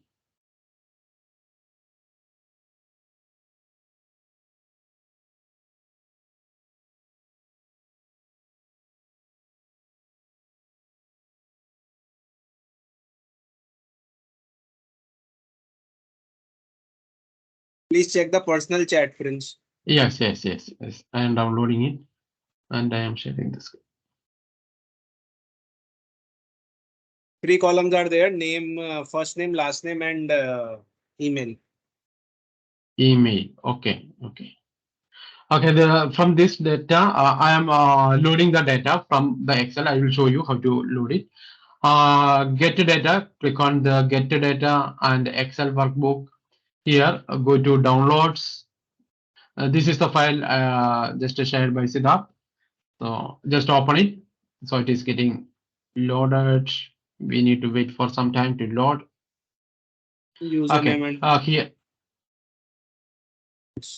Okay. Yes, this is the file. I think here we can see some data. Okay. Use first name is there. Last name is there. Column 3 is email. Okay. Password. Some column 5. Okay. Some data is there. And if you click here, if you want, you can transform the data. You can click if you don't want some field, or if you want to delete some data, if you want to clean the data, you can transform the data. Before loading to the Power BI, you can transform the data. It is called the Power BI query editor. Query editor, you can do some queries, and you can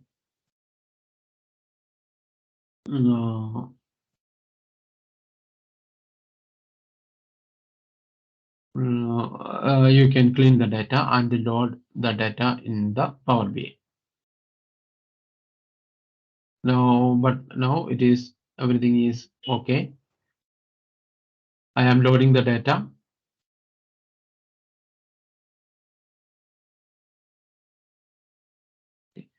Now I have loaded the data already. Some data is already available over here. The second data, it is the sheet one. Sheet one is loaded. You can see column one. Column. If I open this, I can see the values. Okay, it is the first one. It is showing. Sorry. Here you can select this one, and you are able to see. You are able to see the values. You are able to see the values. So here I don't think we can create a graph from this data because no grouping can be possible, only some random values. If you are having some department or if you are having some other field, definitely we can create a graph from here.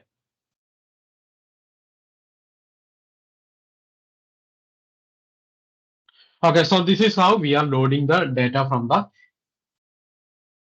Excel or the local machine. So if you have any real-time data with your student for your students, you can use that one. You may have some Excel file with you with the student details. For example, in your subject, how many students are passed, each student department, maybe their student name, maybe their age, maybe their and mark may be there. Some data may be there. You can use that data and you can, as an Excel sheet, you are having the data. That data you can load into Power BI. You can load into Power BI and you can create some visualization.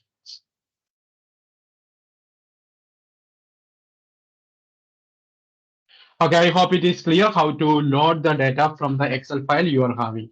Once the data is loaded, you can create a graph like this. Okay, graph like this, and the visualization something like this.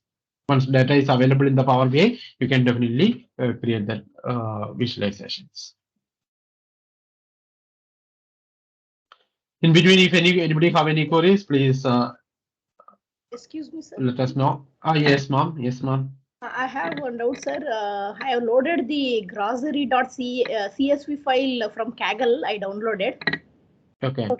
I have loaded to the Power BI, but it's showing loaded in the data section, but it is not showing full table like a grid. Can I share my screen? Can you see? Yeah, sure, ma'am. No.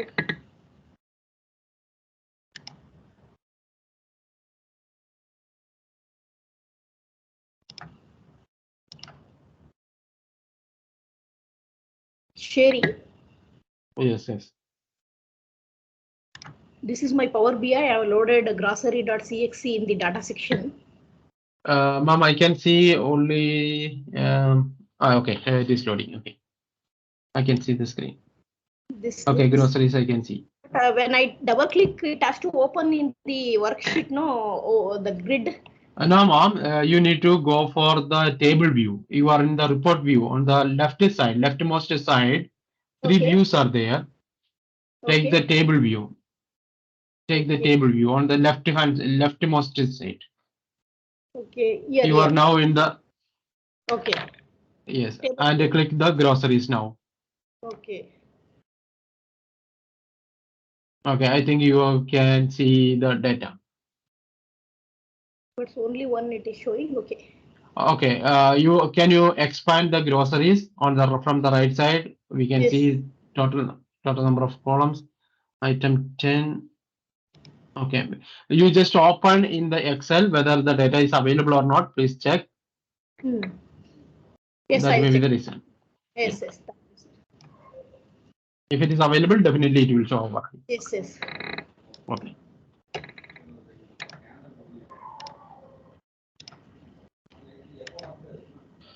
Okay, so this is how we are loading the data from the Excel file. I hope now we are doing with two more activities like how we can connect Power BI with our Azure. So we are taking the data from the Azure. We are taking data, we are loading our data. We are assuming that our data is in the Azure cloud and we are taking the data from Azure and load over here and we are doing some activities. So that is that activities we are doing now. Okay, we are having. I hope we can have a break at 11:45. Okay, Siddharth, so that I can show one more thing. Definitely, Prince. Definitely. Whenever you feel like, because it's 10 minutes remaining. Okay, 10 minutes are there. We can. First of all, what I am going to do is we already know, you already knows how to create a storage account and keep our files. Okay, I hope you already we have learned in the second day or third day how to create a storage account and all. We are what we have our agenda is this one. We need to load the data from the Azure storage account. We need to load the data from the Azure storage account to Power BI, and we are doing some visualization. That is our agenda. So first thing, we need to store our data in the Power BI, I mean the Azure storage account. So what we need to do? What we need to do? First thing, we need to create a storage account and we need to create a container and we need to upload our files over there. That is the first step. Prince, Yeah. your screen is unshared.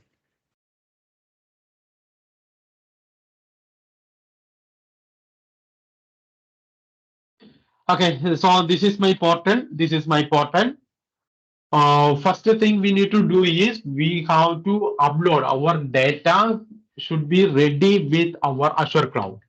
We need to upload our data on the Azure cloud where we need to store our files. If we are having a file and then you need to store in an Azure cloud, what service we need to do? What service we need to use?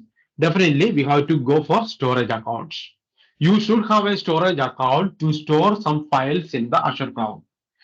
Okay, then we are going to create a storage account. I hope you are having a storage account. So I hope you all knows how to create a storage account. Please create a storage account. Okay, I am not doing from my end. I hope you can do from your end. Okay, so it is we have done this exercise a lot of times. Yesterday, day before yesterday, we have done this thing, the storage account, how to create a storage account and uploading the file. So I am doing it. So go to storage account. If the storage account is not seen over here, you can just search over here, storage accounts. Storage account, it is a resource. Then create storage account. It is year subscription. A resource group. Don't forget this one. We can see so many resource groups are there, but out of which we are using our resource group is FDP ICT. So FTP AICT resource group is this one. Storage account name, you can give any name. It is FDP.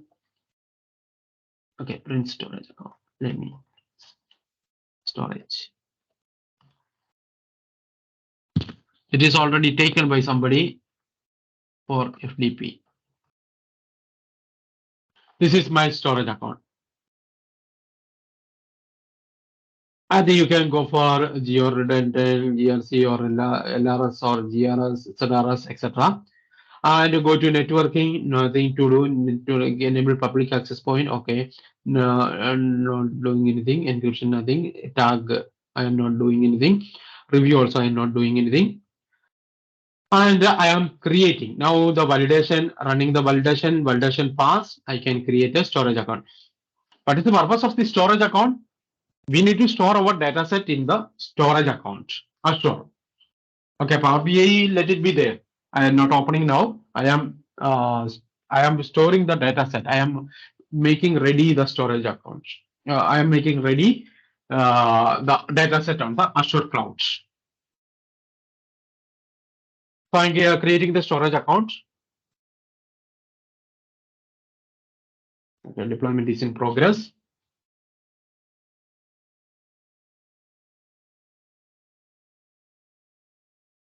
Okay, now the storage account is ready. Storage account is ready. Go to the resource.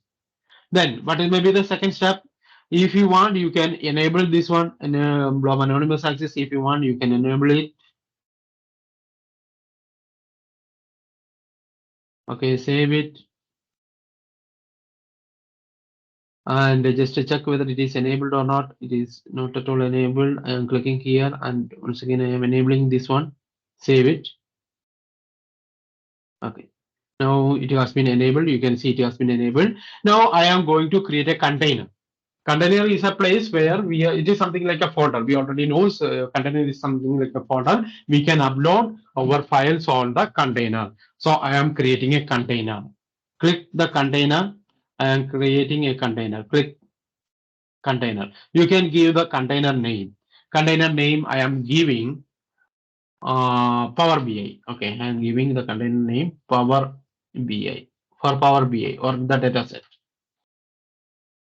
Power BI, and I am changing the access level for blob and create it.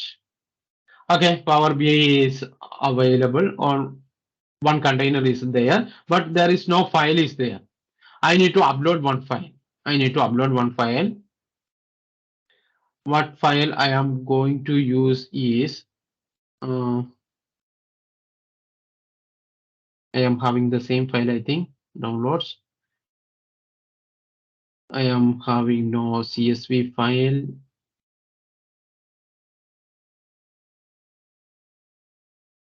Okay, financial sample.xls is there, or I can use this one. Okay, I am uploading two files, financial sample and load2js. Okay, upload. On the downloads, two files are there.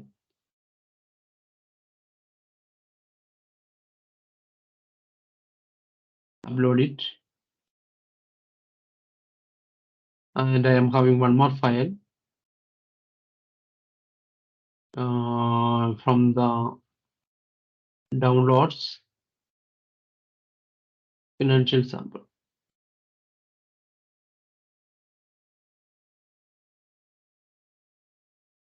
I have uploaded two files. You can see I have uploaded two files.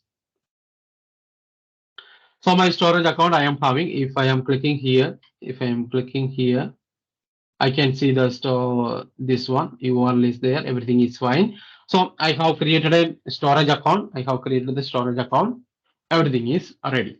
Our data set is ready. Our data set is ready. If you are having an Excel sheet, Excel file with some data, you can upload in the container and make it ready. So our data set is ready. Next step is we are going to load this data in the Power BI. Load this data in the Power BI. That we can do after a short break. So please try to complete, create a storage account ready with you and upload one Excel file, one data set file. If you are having any sample data file, you can upload it over there. Okay, so that is for now. We are going for a short break, and we are back at a sharp 12. Okay, in the meantime, please create a storage account.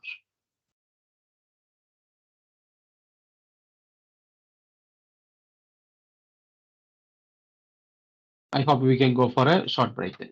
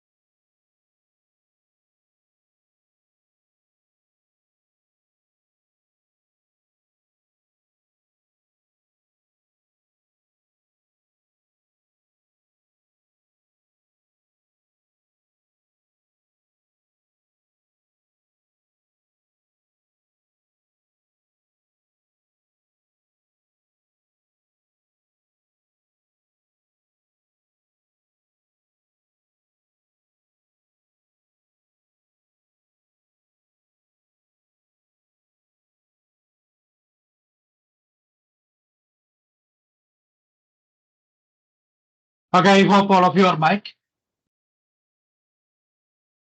And there is some queries.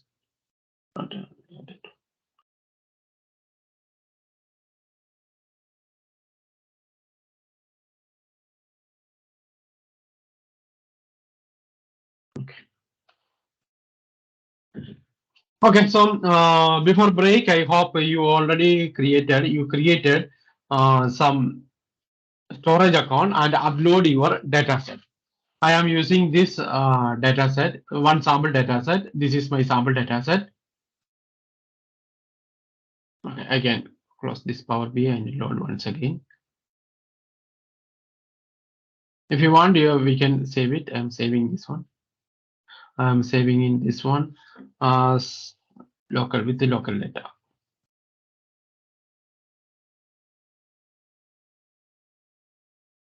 I have saved in. Okay, I have closed the Power BI. Okay, my Power BI, I have uploaded my data set is available in the Azure cloud in a storage account. Now I am opening the Power BI. Okay, just open the Power BI. What I'm going to do is my data is available in the cloud storage. I am getting the data from the cloud. I am going to connect Azure and this Power BI.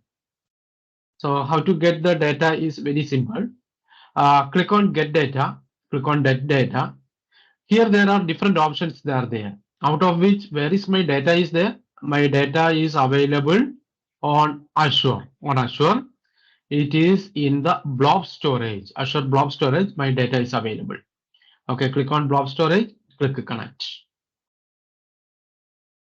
Here I need to provide Azure blob storage account name.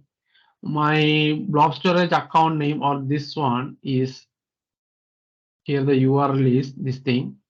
Copy this one. This is the okay. This is my container on the Azure cloud. Okay, click OK. Sir, could you, Or yes. Sir, could you show from the beginning, sir? Please Yeah, show sure, sir. from the beginning, please. I hope the storage account part is ready. I hope. Yes, sir. Okay. So this is my storage account and I have uploaded the files over there. My data set is available here. Yes, now it is data set is available and I am just opening the Power BI. In order to start the Power BI, we need to get some data and my data is available in the Azure cloud. That is the situation. This is my Power BI is open. We need to load with some data, but data is available on the cloud. So how to get the data? There is an option called the get data is there. Here you can see get data. Click over there. Here there are different options from where you need to get the data. Click on Azure. My data is available on the Azure. Azure, there are different options are there, whether it is an Azure SQL database or Azure PostgreSQL or there are different options are there, out of which my data is available in the blob storage. I have uploaded in the blob storage. So click on blob storage. Click connect. Here you need to provide the account name or URL. Either you can provide the account name or URL. My account name is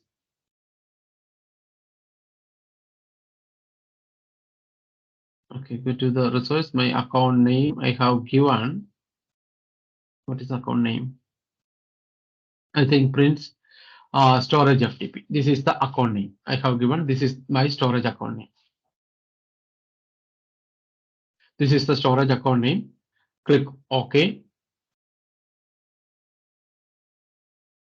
Here you need to give the account key in order to connect to the Azure cloud. So that key is available under security tab. Here the security tab you can see, and here the access keys. This is the account name. Storage account name is this one, and this is the key. I am copying the key. I'm copying the key and paste over here. And click connect.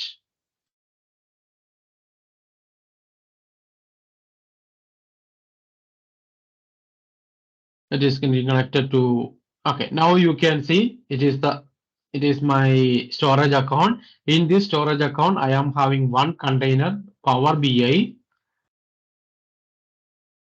In the Power BI, there is two files are there. I have uploaded two files in the storage account. In the container I am having two files, out of which I am loading this file. Okay, I am loading this one.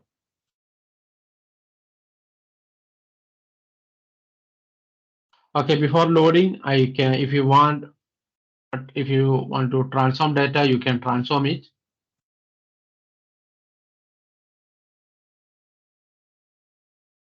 Okay, financial banner is there. You can click here.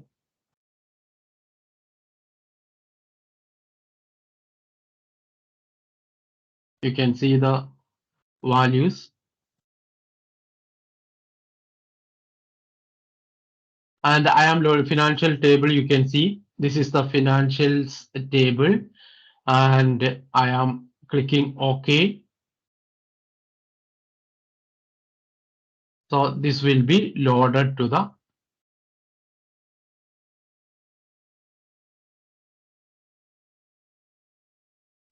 Power BI. Now, Hi, where can we get the account key? Account key can be go to the storage account. This is the storage account. This is my go to home or go to the storage account. This is the storage account, and come here under the security and networking tab. Here the access keys are there. Click over here. There is key 1 and key 2 are there, out of which key 1. Click here to show your key and copy the key. This is my key. Just to copy the key and paste over in the Power BI and connect to the storage account. Okay, thank you. So my data is loaded. My data is loaded here. Okay, I need to apply changes.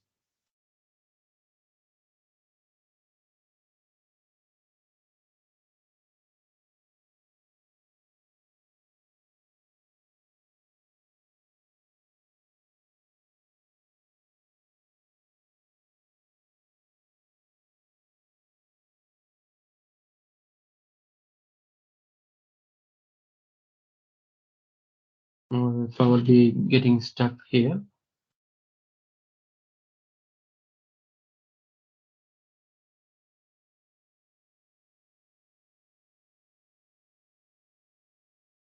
Okay, this is my container. In this container, I am having two files, out of which I am deleting this file. I don't need only one file.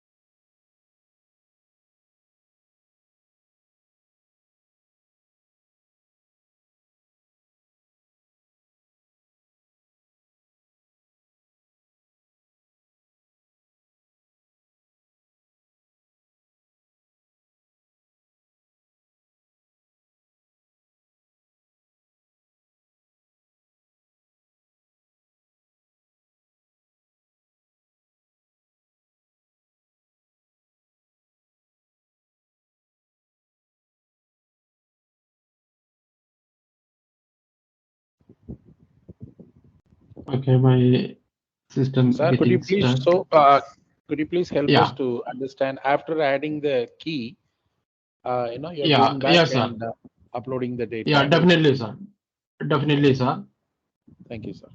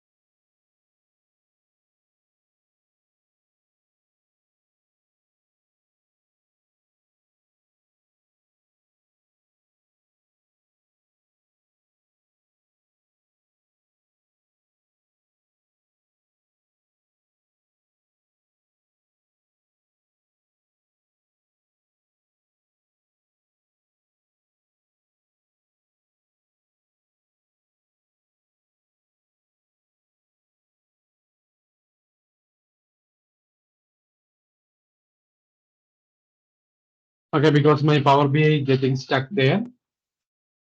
I need to restart my Windows machine.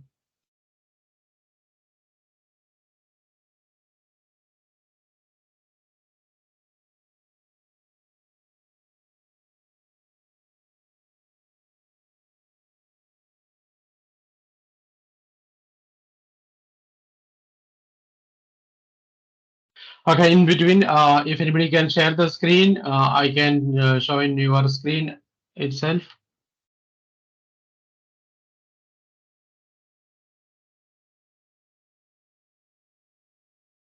We need to wait for some 1 minute, I think.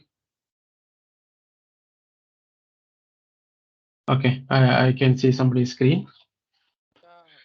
Okay. Okay, okay, sir. Can you okay? Please, we can do it on this machine.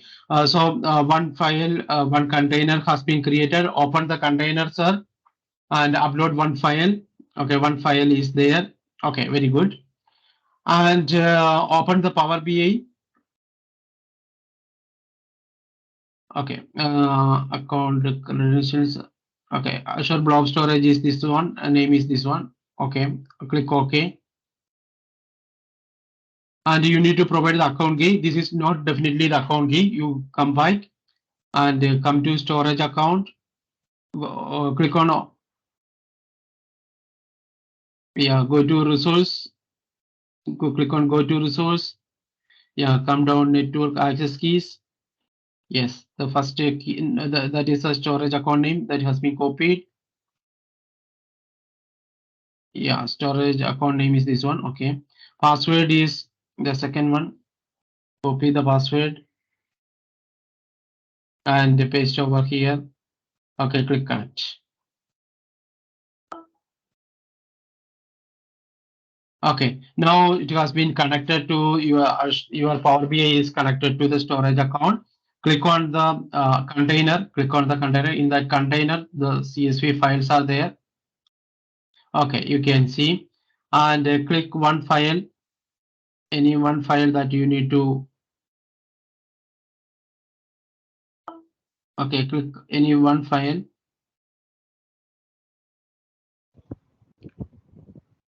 It is not allowing us to select any one file. We have to select the folder. Can you on left side, can you click the folder and select it? Left side, container, can you select? And click on the transform data. Click on transform data. Okay, here on the top content you can see, and you can click on merge all those things. Here the content, and there is a small button near to content. Click on that. Okay, yes, click over there. It will evaluate the query.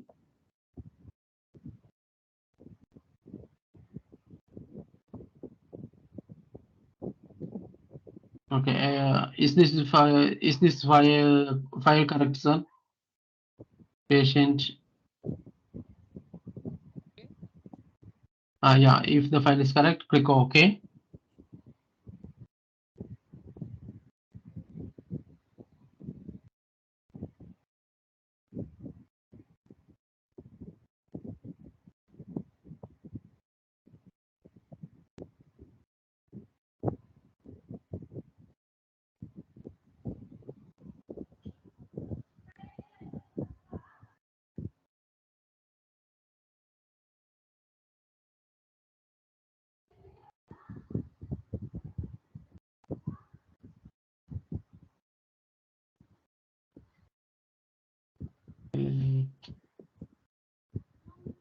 Okay, my Power BI is ready, I think.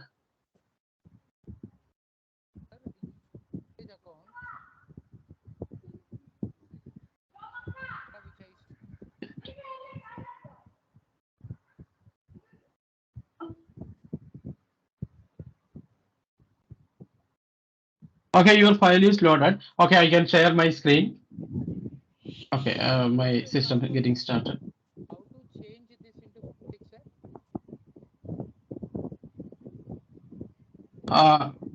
Please, sir, can you share once again? Change The access sharing has level gone. here.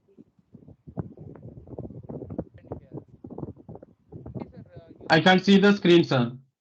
Yeah, sir. Now you see change access level. I try to change it in display, not allowing me to.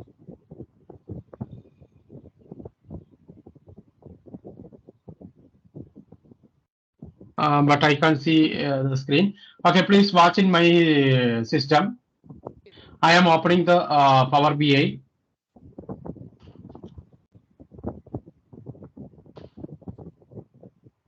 Okay, it is opening.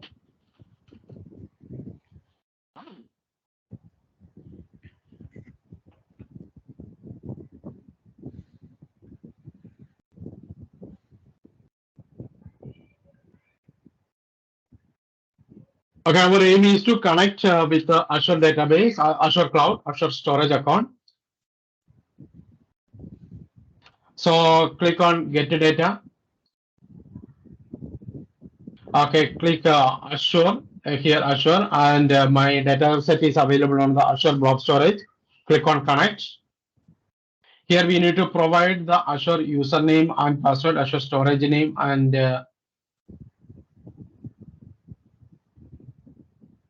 Azure storage name.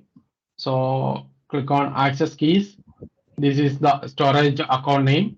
I need to provide the storage name. This is the storage name, account storage name, and I need to provide the password as well. Okay. Okay, it is previously it has been given. That is why. Already I have given the password. That is why it is automatically loaded. Okay, click on this is my container. In my container, I have deleted one thing. Load once again. Yeah, but it is not getting deleted, sir. Even my case, I have removed one more file. Yeah, I think It is not deleted. But when we select the file, it is coming only one. Okay, okay.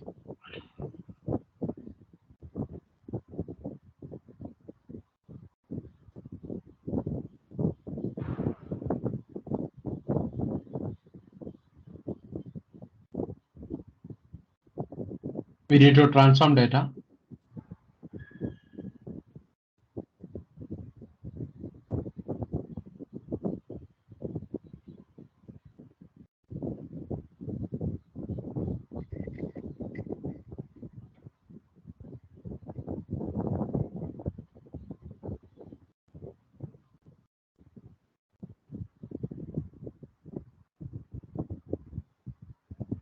This is my storage account.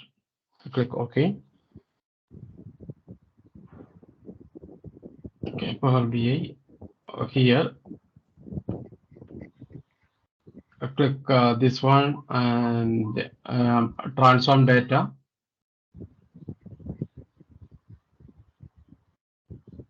We'll come to the query editor, Power Query Editor, and here I am merging the things. It will evaluate the query and you are able to see the contents in another file. Now you can see two files you are able to see, out of which you can select the file, this file. I can see the content. I am clicking OK. This will be loaded. We need to wait for some time. It is getting loaded. Once it is loaded in the Power BI, we can use some visualization chart and we can do some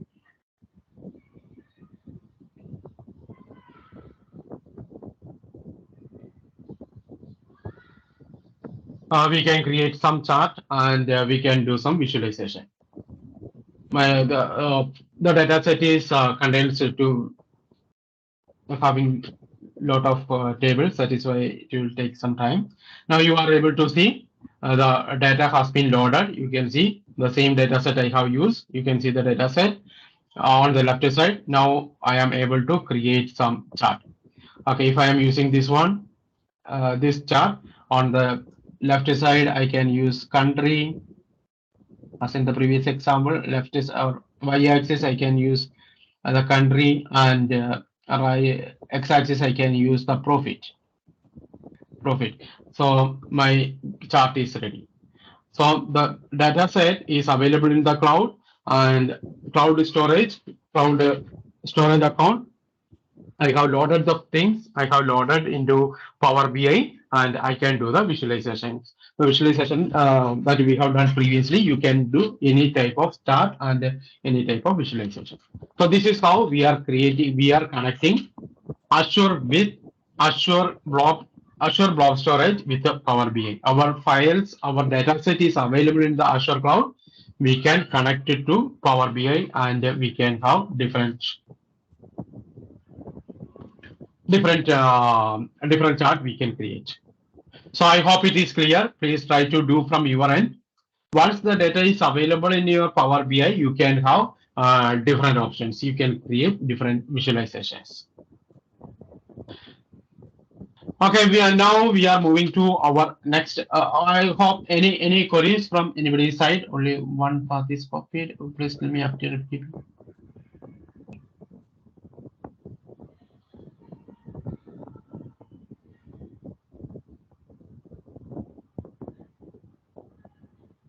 Okay, here I can see financials is there. Click on the financials. The table, check whether that value is there or not.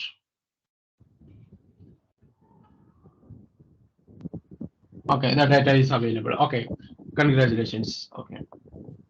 Poonam done this thing. Okay.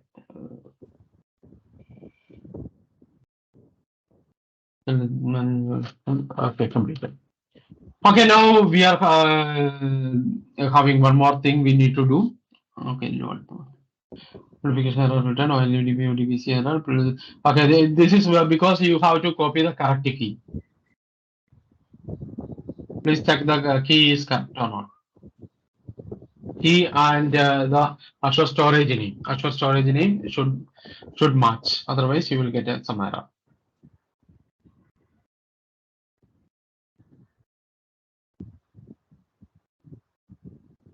You can get the.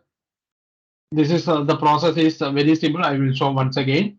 Click on the get data, Azure, and select Azure Blob Storage where the here the data set is there. Click connect, and here you need to provide the Azure Blob Storage account name. So come to Azure portal and Azure storage. This is my storage account. This is my storage account. So this is my storage account. Copy the storage account name. Click OK. It will ask for the key. If it is asking for the key, just to go down and the access keys are there. Copy the key and give the key. Then it will able to Power BI able to connect to your storage account. In the storage account, the Power BI fetches one container. This is one container. You can see here two files are there. This is the one, and this is the another one. So in order to load this one, the content is a binary type. So you need to transform it. So click on transform data and click here. Here there is a button combine files or merge. You can see the option merge or combine files. Click over there. Then your file will be merged and converted and transformed, and it will be loaded to the Power BI dashboard. This is the step you need to follow. I hope it's clear. The process is clear. You can practice after the session as well.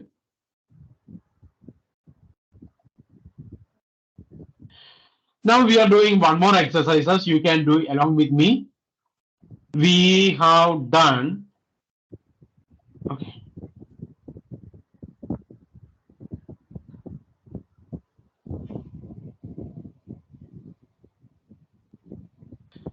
Okay, my Power BI is up and running. Okay, here, but there is no data. In this scenario, the second case, what we are going to do is assume that our data is available in the Azure SQL database. Azure SQL database. This is the Power BI. Now I have loaded the Power BI once again from the scratch. This is Power BI. There is no data loaded. Now assume that the Power BI, the data is available in the SQL database.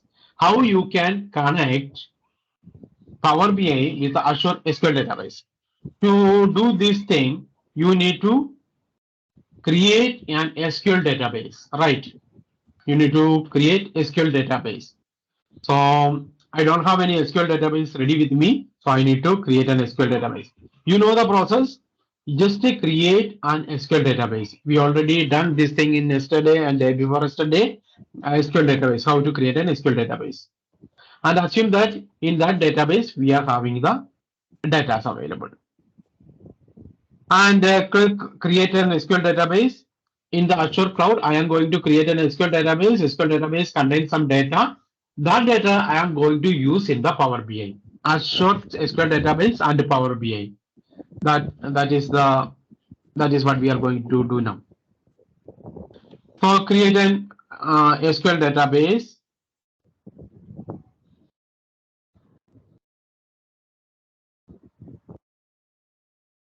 Okay. So create SQL database. Click here. Create SQL database. Fill the basic questions. Resource group, definitely FDP, AICT. And the database name, you can give any name. I am giving the database name as FDP database or Prince database. Okay, that is so simple. Prince database. This is my database. I don't have any database server is there. So I am creating a database server, create new. Database name, server name is Prince database DB server. This is my database server. The location is this one. And to access the database server, we need to provide the username and password. Username is FTP. Don't forget this one. Username and password. Password is @1 2 3 4 5 6. Okay. And confirm the password.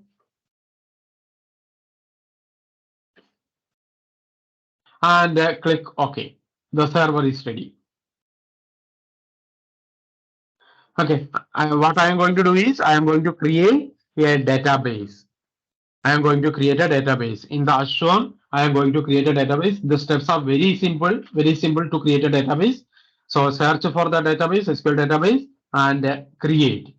So the resource should be resource group. You just add this resource into FTBICT resource group. And the database name is this one.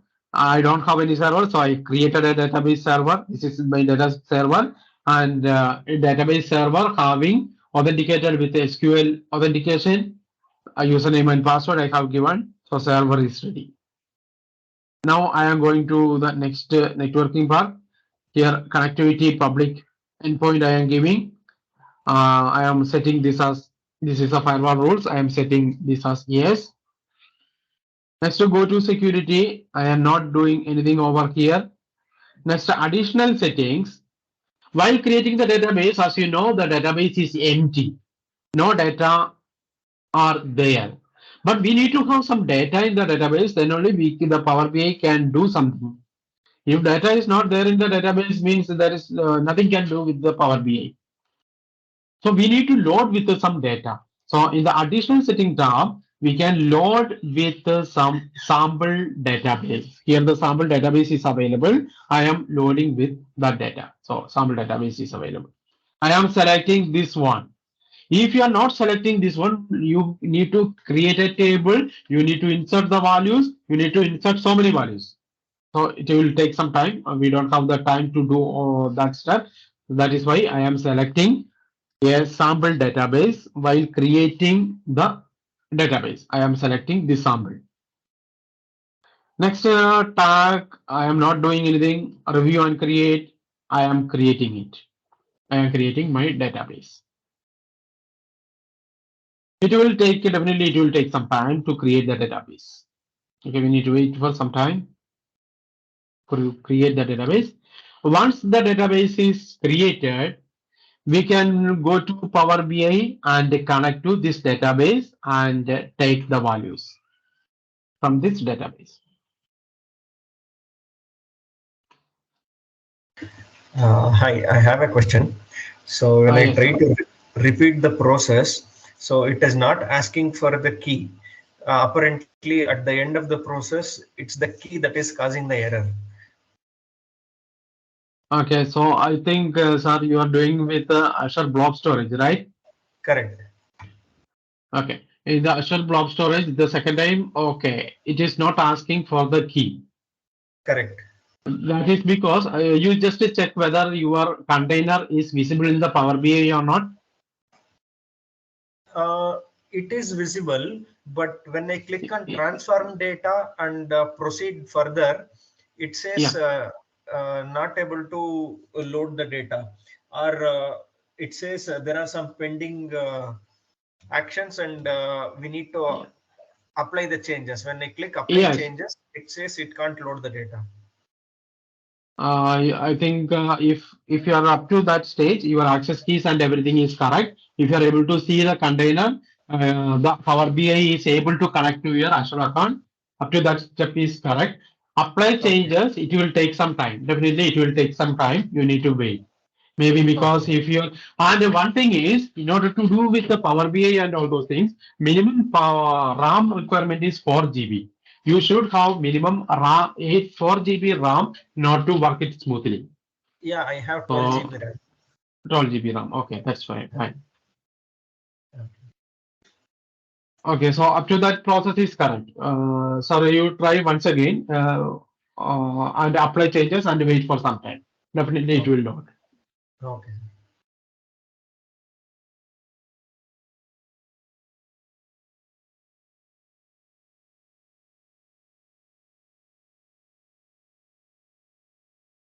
Okay, my SQL database is currently I am deploying it. I have created the SQL database with some sample data are there in the SQL database. In the meantime, can I share my screen? Yes, deployment is complete. Okay, please proceed. Okay. So my SQL database is ready. Okay. My SQL database is ready. Now what I am going to do is I am coming back to this Power BI. Okay, this is my Power BI. There is no data loaded. As you can see, this is my Power BI. There is no data loaded.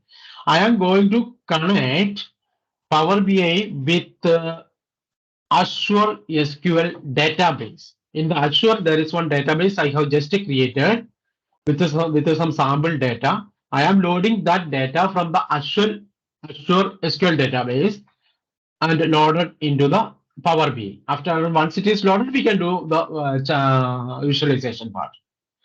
So how to do this? It is very simple. Click on this get data. Get data is the entry point to get the data set. It may be from the local machine. It may be sometimes in the Azure Cloud Storage or somewhere else we can load the data. So get data is the entry point. I click get the data. My data is available in, definitely it is in the Azure. And Azure having lot of services, out of which my data is available in Azure SQL database. Click over here and I am trying to connect. It will ask for the server name. So come back. It is my database. What is my server name? It is available here. This is my server name. Just to copy the server name. And database is optional. I am not giving the database for now. Okay, click OK. Next step is we need to we provide the server name, database server name, but we need to provide username and password. Then only we are able to log into that database. So we are using not Windows login database. SQL authentication we have used. While creating the database server, I have used the SQL authentication. So selected this option, database, My username is this one, FDP, and the password is the same. And the rate 1, 3. This is my password. And I click connect. Okay, now it is connected. Now it is connected. We need to wait for some time. Yeah. See, it is connected to Azure database. In Azure database, I am having one database, that is Prince database. Click here. Click here. I am having lot of tables. In this database, I have lot of tables. I can, okay, I don't know. I can do with this one. I am loading this one. This is one table. This table is taken from the Azure cloud, not in this Power BI. It is a local machine, but data is fetching from the Azure cloud, Azure database. Here, okay, some details, the password is there, something is there. Okay, some details are there. Or we can go for some product. Let me check the product is good. Okay, color is black. Okay, last price, size. Okay, I am going to load, select this one. Okay, this table I am going to load. If you want to load all the one, you can click what all the tables you need to import. You can just click over there and click load. But I am going to load this one, this product. Click load. It is getting loaded. Please wait.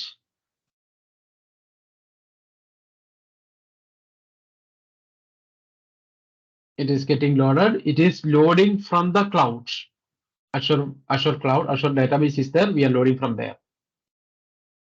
Okay, you can see 295 rows are loaded. Now our dashboard has changed. It is ready to build with your data, with our data. It is ready. Everything is ready.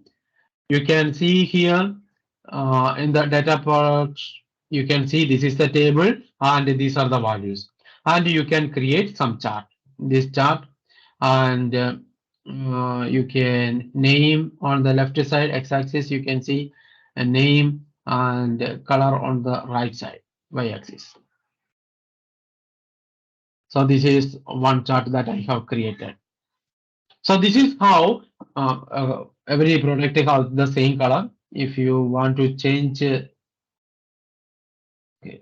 some other things, standard cost, y-axis, standard cost.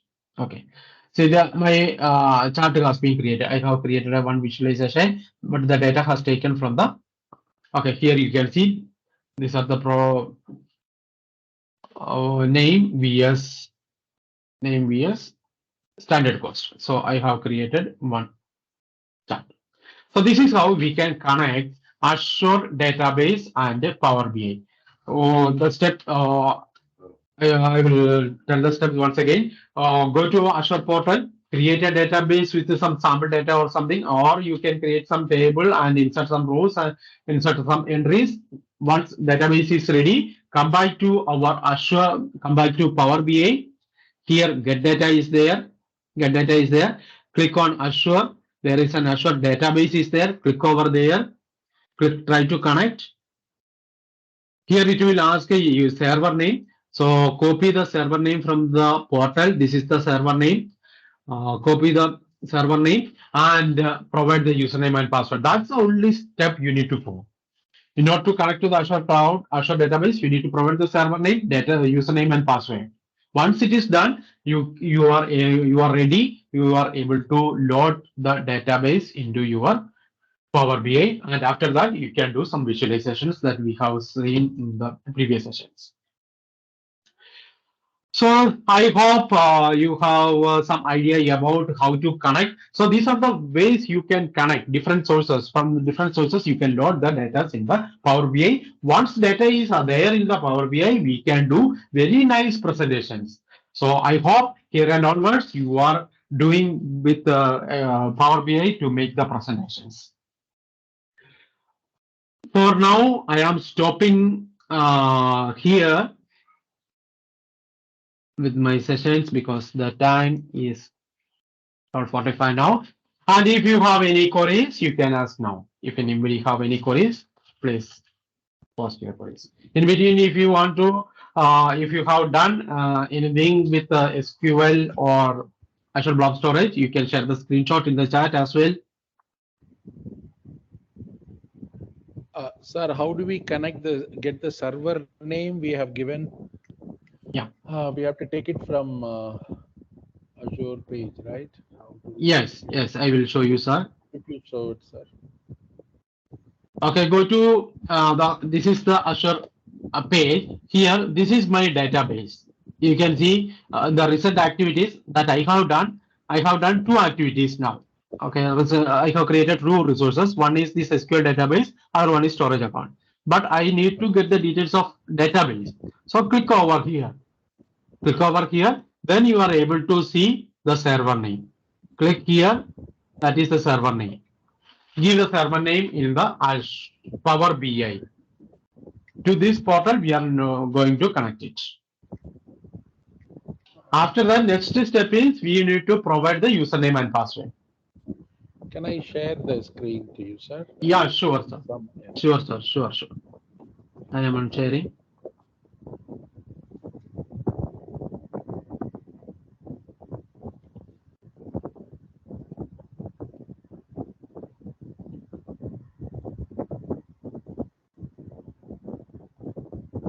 Can you see this? I'm getting some error. Retry endpoint Okay. something. Okay, click on get the data, sir. I'll cancel this. Okay. Get data. Are you able to see my screen, sir? Yes, your screen is visible. SQL database, connect. No, I am not able to see that much thing. I am still in the same page. Just 1 minute.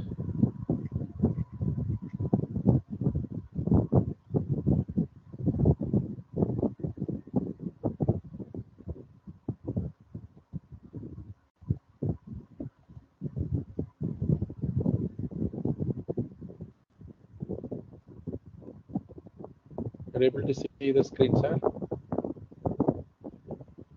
Yes. So get data. Click on that data. Azure. Are you able to see this screen, sir? I think your screen is freeze. I don't know whether it is my problem or I don't know. Siddharth, can you able to see the screen? No, it is frozen.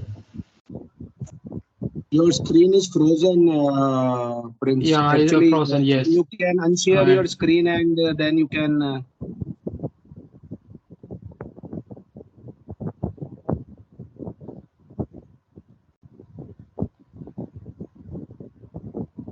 The screen is freezed. I think I can see only the first page, Power BI dashboard page.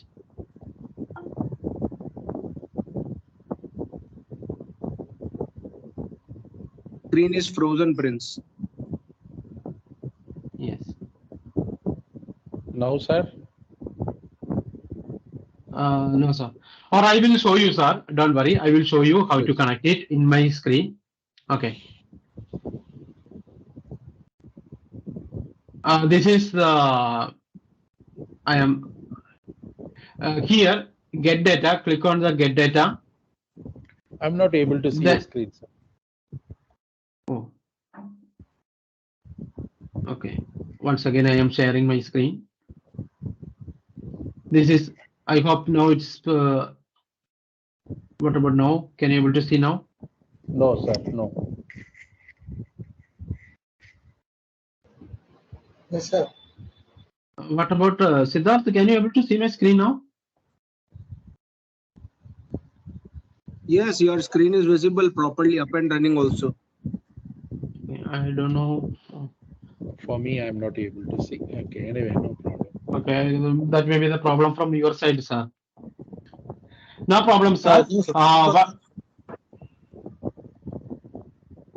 Okay, no problem. What you can do is click on the get data, click on the get data, and click on the Azure and Azure database.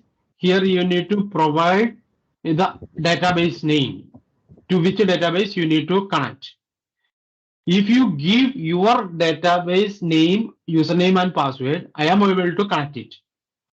Okay, so I don't know your database name, username and password. So I am having my own database is there. So I am copying. This is the server name. Server name you need to provide.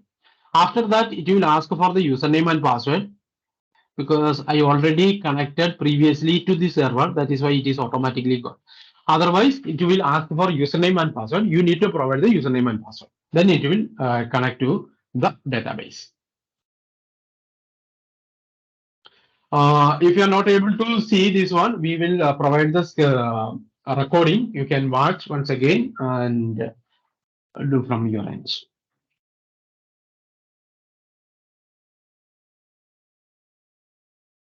Okay, any other queries from anybody? If you have any queries, you can ask your queries.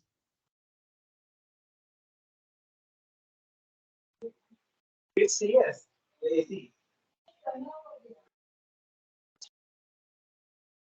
Okay, if anybody want to add anything, or if anybody have any queries, you can ask.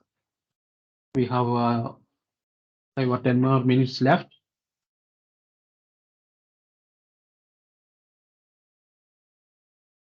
So anyway, we are very happy. Myself and Siddharth is very happy with be with you for the past 5 days, where you are very active participants and very actively done all the exercises. We are very happy to see all the screenshot in the chat. We are very happy. So keep on learning this Azure Cloud and explore yourself and share the experience to the students as well. So anyway, very thank you. Thank you very much, all the teachers, on behalf of myself and Siddharth and all the EduNet team.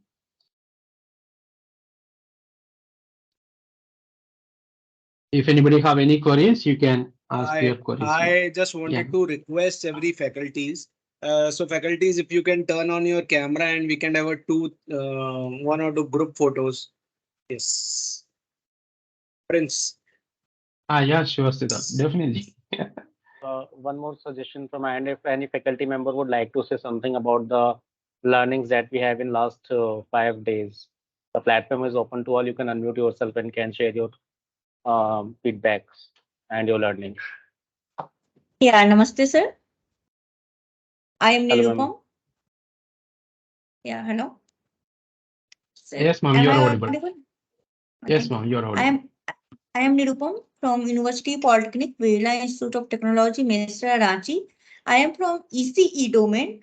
So though I was not having much idea of cloud computing and cloud related services. But from after attending all these sessions and so wonderful notes given in the LMS, I am very hopeful about that. Further, I'll be able to implement these kind of cloud services by my own for my application as and when needed for my research applications. Thanks a lot, sir. This is Sevuga Pandian from Christu Jayanti College, Bengaluru. Thank you so much, sir, for giving this opportunity for us to learn. There are a lot of things I have learned, and it's a great learning experience. Thank you so much for thinking about this particular program. And it's a very interesting topic. And as you said, we need to practice parallelly, so then we can get the a real hands-on experience.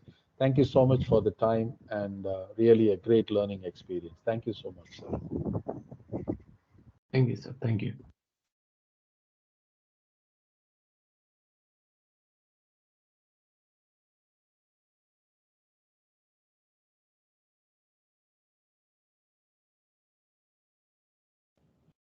Hello, good afternoon, sir.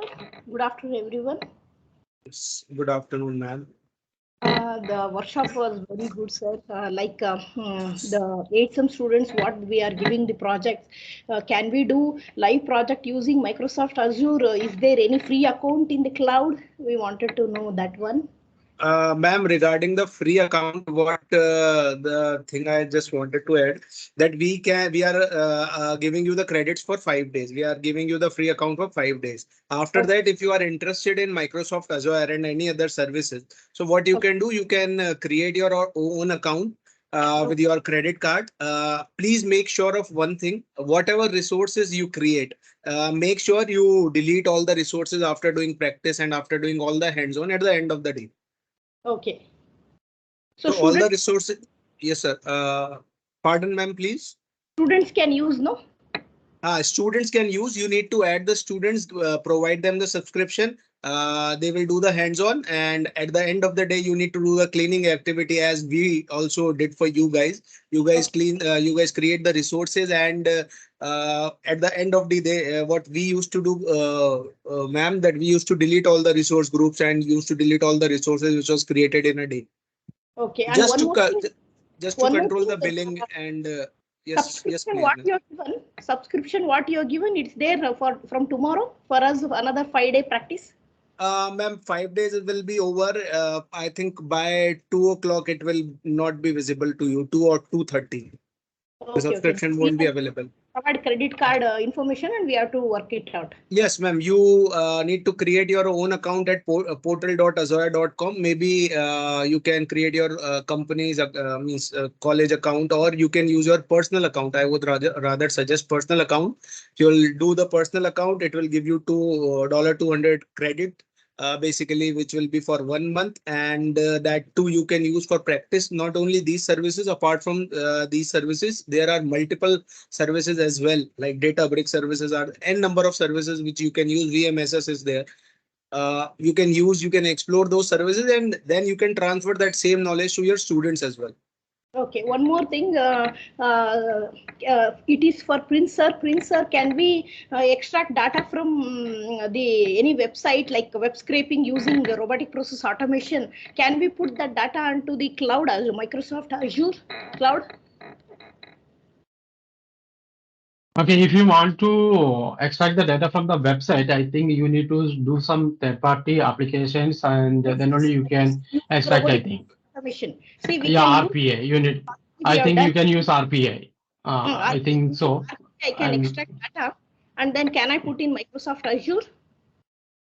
if you are having extracted the data, if you can use the storage account to store the data in the Azure cloud. Using Yeah. container, I can load data and then I can Yes. whatever you have explained. Yes. Right. Okay, I thank Prince sir. It was wonderful explanation by you, sir, by bit, and we practiced. And also, I thank Siddharth Jain sir for supporting us throughout the workshop 5 days. Thank you all, sir. Thank you, ma'am. Thank you. Thank you, I ma'am. just It would was like to our add one pleasure to. information to whatever Professor Gaurama asked. So, madam, both you and your students can create an account on Azure using Azure for Students, just with your institutional email ID. Myself and our students are Like, using it, so you can use it for one year. whether it help us, we have Yeah, micro. sure. Not a problem. License. Once you go to, while creating an account on Azure, so you should select Azure for Students and Okay. use your institutional mail ID. Both you and your students can create an account, and that is Okay. for 1 year. That is for 1 year. Thank you. Thank you very much. Yes, Because that is for 1 year. Definitely, that you can also do it if you have your college ID, and in that college ID, basically it requires college ID. In some cases, if you have educational institution, it requires ID card as well. So both the things need to be uploaded. So, because students were failing to show output in cloud, even though they have done the project in cloud. So that's what I felt disadvantage. So that's why this is where it helped me very lot in transferring my knowledge to my students, sir. Thank you very much.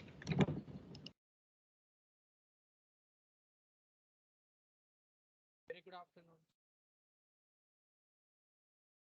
Naresh sir, your voice is bit low. Is it okay, sir, now? Now it is okay, sir. Thank you, sir, for providing this wonderful opportunity. Especially Prince, sir. You did a wonderful job, sir. We are really happy from zero to now we are in a position to do projects in machine learning and Power BI. I never expected. Before these 5 days, I was zero with this machine learning and Power BI.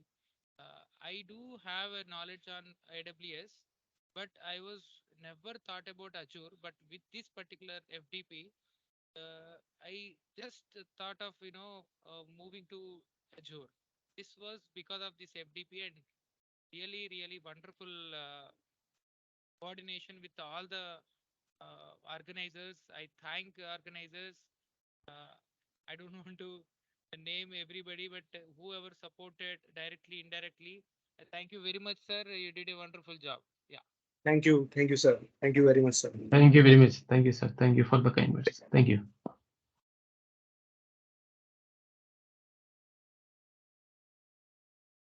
Siddharth, like this is Aswathan. Did we Yes, also yes, sir. mention about this feedback assessment already with all of them? No, I haven't. Some of them has asked me in the chat that so I have mentioned for them. You can Okay. mention to everyone, Shashwat. I think. So, but we are almost at the end of the session, right? Right, right. We have Ah. from our side we have completed the session. Super. So yeah, thank you so much, Siddharth and Prince. I think by hearing the feedback, I also understand like how I mean how important this training is, like how effectively you both were leading that, along with the support of Siddharth. I mean Shashank also. So thank you so much, Siddharth and Prince. Now like we are almost at the end of the session, but still there are a few things to do. One is like by even after the session, you can see the feedback as well as the assessment in the LMS. I hope like all of you have registered. Some of you are sending me the message now saying like they have not registered, they want to access, but maybe I'll support them in terms of like creating the password for them. But whoever already registered, please go after the session, maybe after 3 o'clock, you can see the assessment as well as the feedback form. First finish the feedback form and do the assessment. And so I think it's as we discussed in the day one, assessment is very important to provide the certificate. If you're not completing or attending this assessment, then I think it is very difficult for us to provide the certificate. So for certification, the one of the criteria is like you have to do the both feedback as well as assessment. So please do that. That will be available from 2 o'clock. And Shashank, can you tell me like how many days we will give them time? 1 day, 2 day, how many days they can do this assessment? So assessment will be live. Yeah, I'm audible. Yeah, audible. So assessment will be live from 1:15 p.m. now, and they can attempt the assessment for 3 days within a duration of 3 days, but they will be getting a duration of 40 minutes to attend assessment. Yeah. So the assessment is basically, I think there will be 20 questions with multiple choice. I don't think it will take 10 to 20 minutes also, but we will have like enough time for you for the assessment. I think 40 minutes. We also have 3 days. My request is like once you're done with the session, you can also go and you can complete the assessment. No need to like postpone to tomorrow or day after tomorrow, but still we have 3 days of time to do this assessment, and there will be 20 questions and it's a multiple choice only. There is no description. It's like you just need to click that. And yeah, assessment is one of the criteria for the certificate. And so when we will release the certificate, so releasing the certificate also will happen only in the portal. But for that, we definitely need at least 3 weeks time, because like a lot of things we have to do at the back end. We need to check your attendance, because like when we see the attendance, like there are multiple people are registered in the Google form in different name in different mail ID. So now we have to like manually we have to collate everything, and then we have to compare that with LMS. So at the back end also we have a lot of things, and front end also like we need to get some sort of like permission and approval from different stakeholders. So it usually takes some time, at least like 2 to 3 weeks minimum. And once it is ready, we will upload that. And once we upload it, we will also put the message in the WhatsApp group. We are all connected in the WhatsApp group. Once we upload it, then we will delete this WhatsApp group. Till then, we will maintain this WhatsApp group. We will also tell you like when this once the certificates are uploaded. But please be patient for next 2 to 3 weeks to get the certificate. So, but yeah, I thought if I can give this basic information to all of you. But once again, thank you so much for all your active participation. And with this, I think we are come to the end.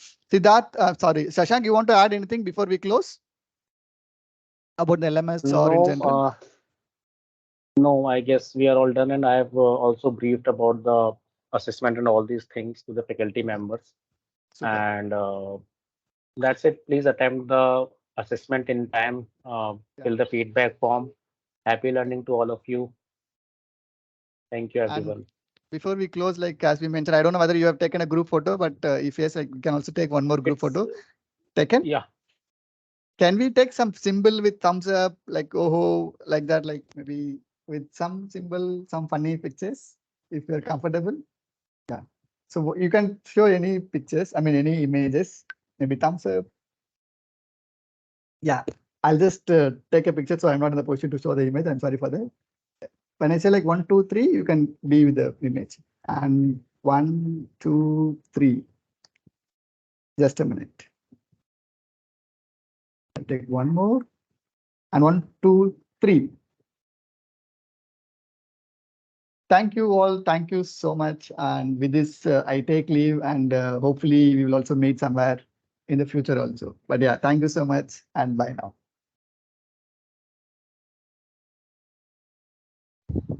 Thank you so much. Thank you, sir. Thank you. Thank you, sir.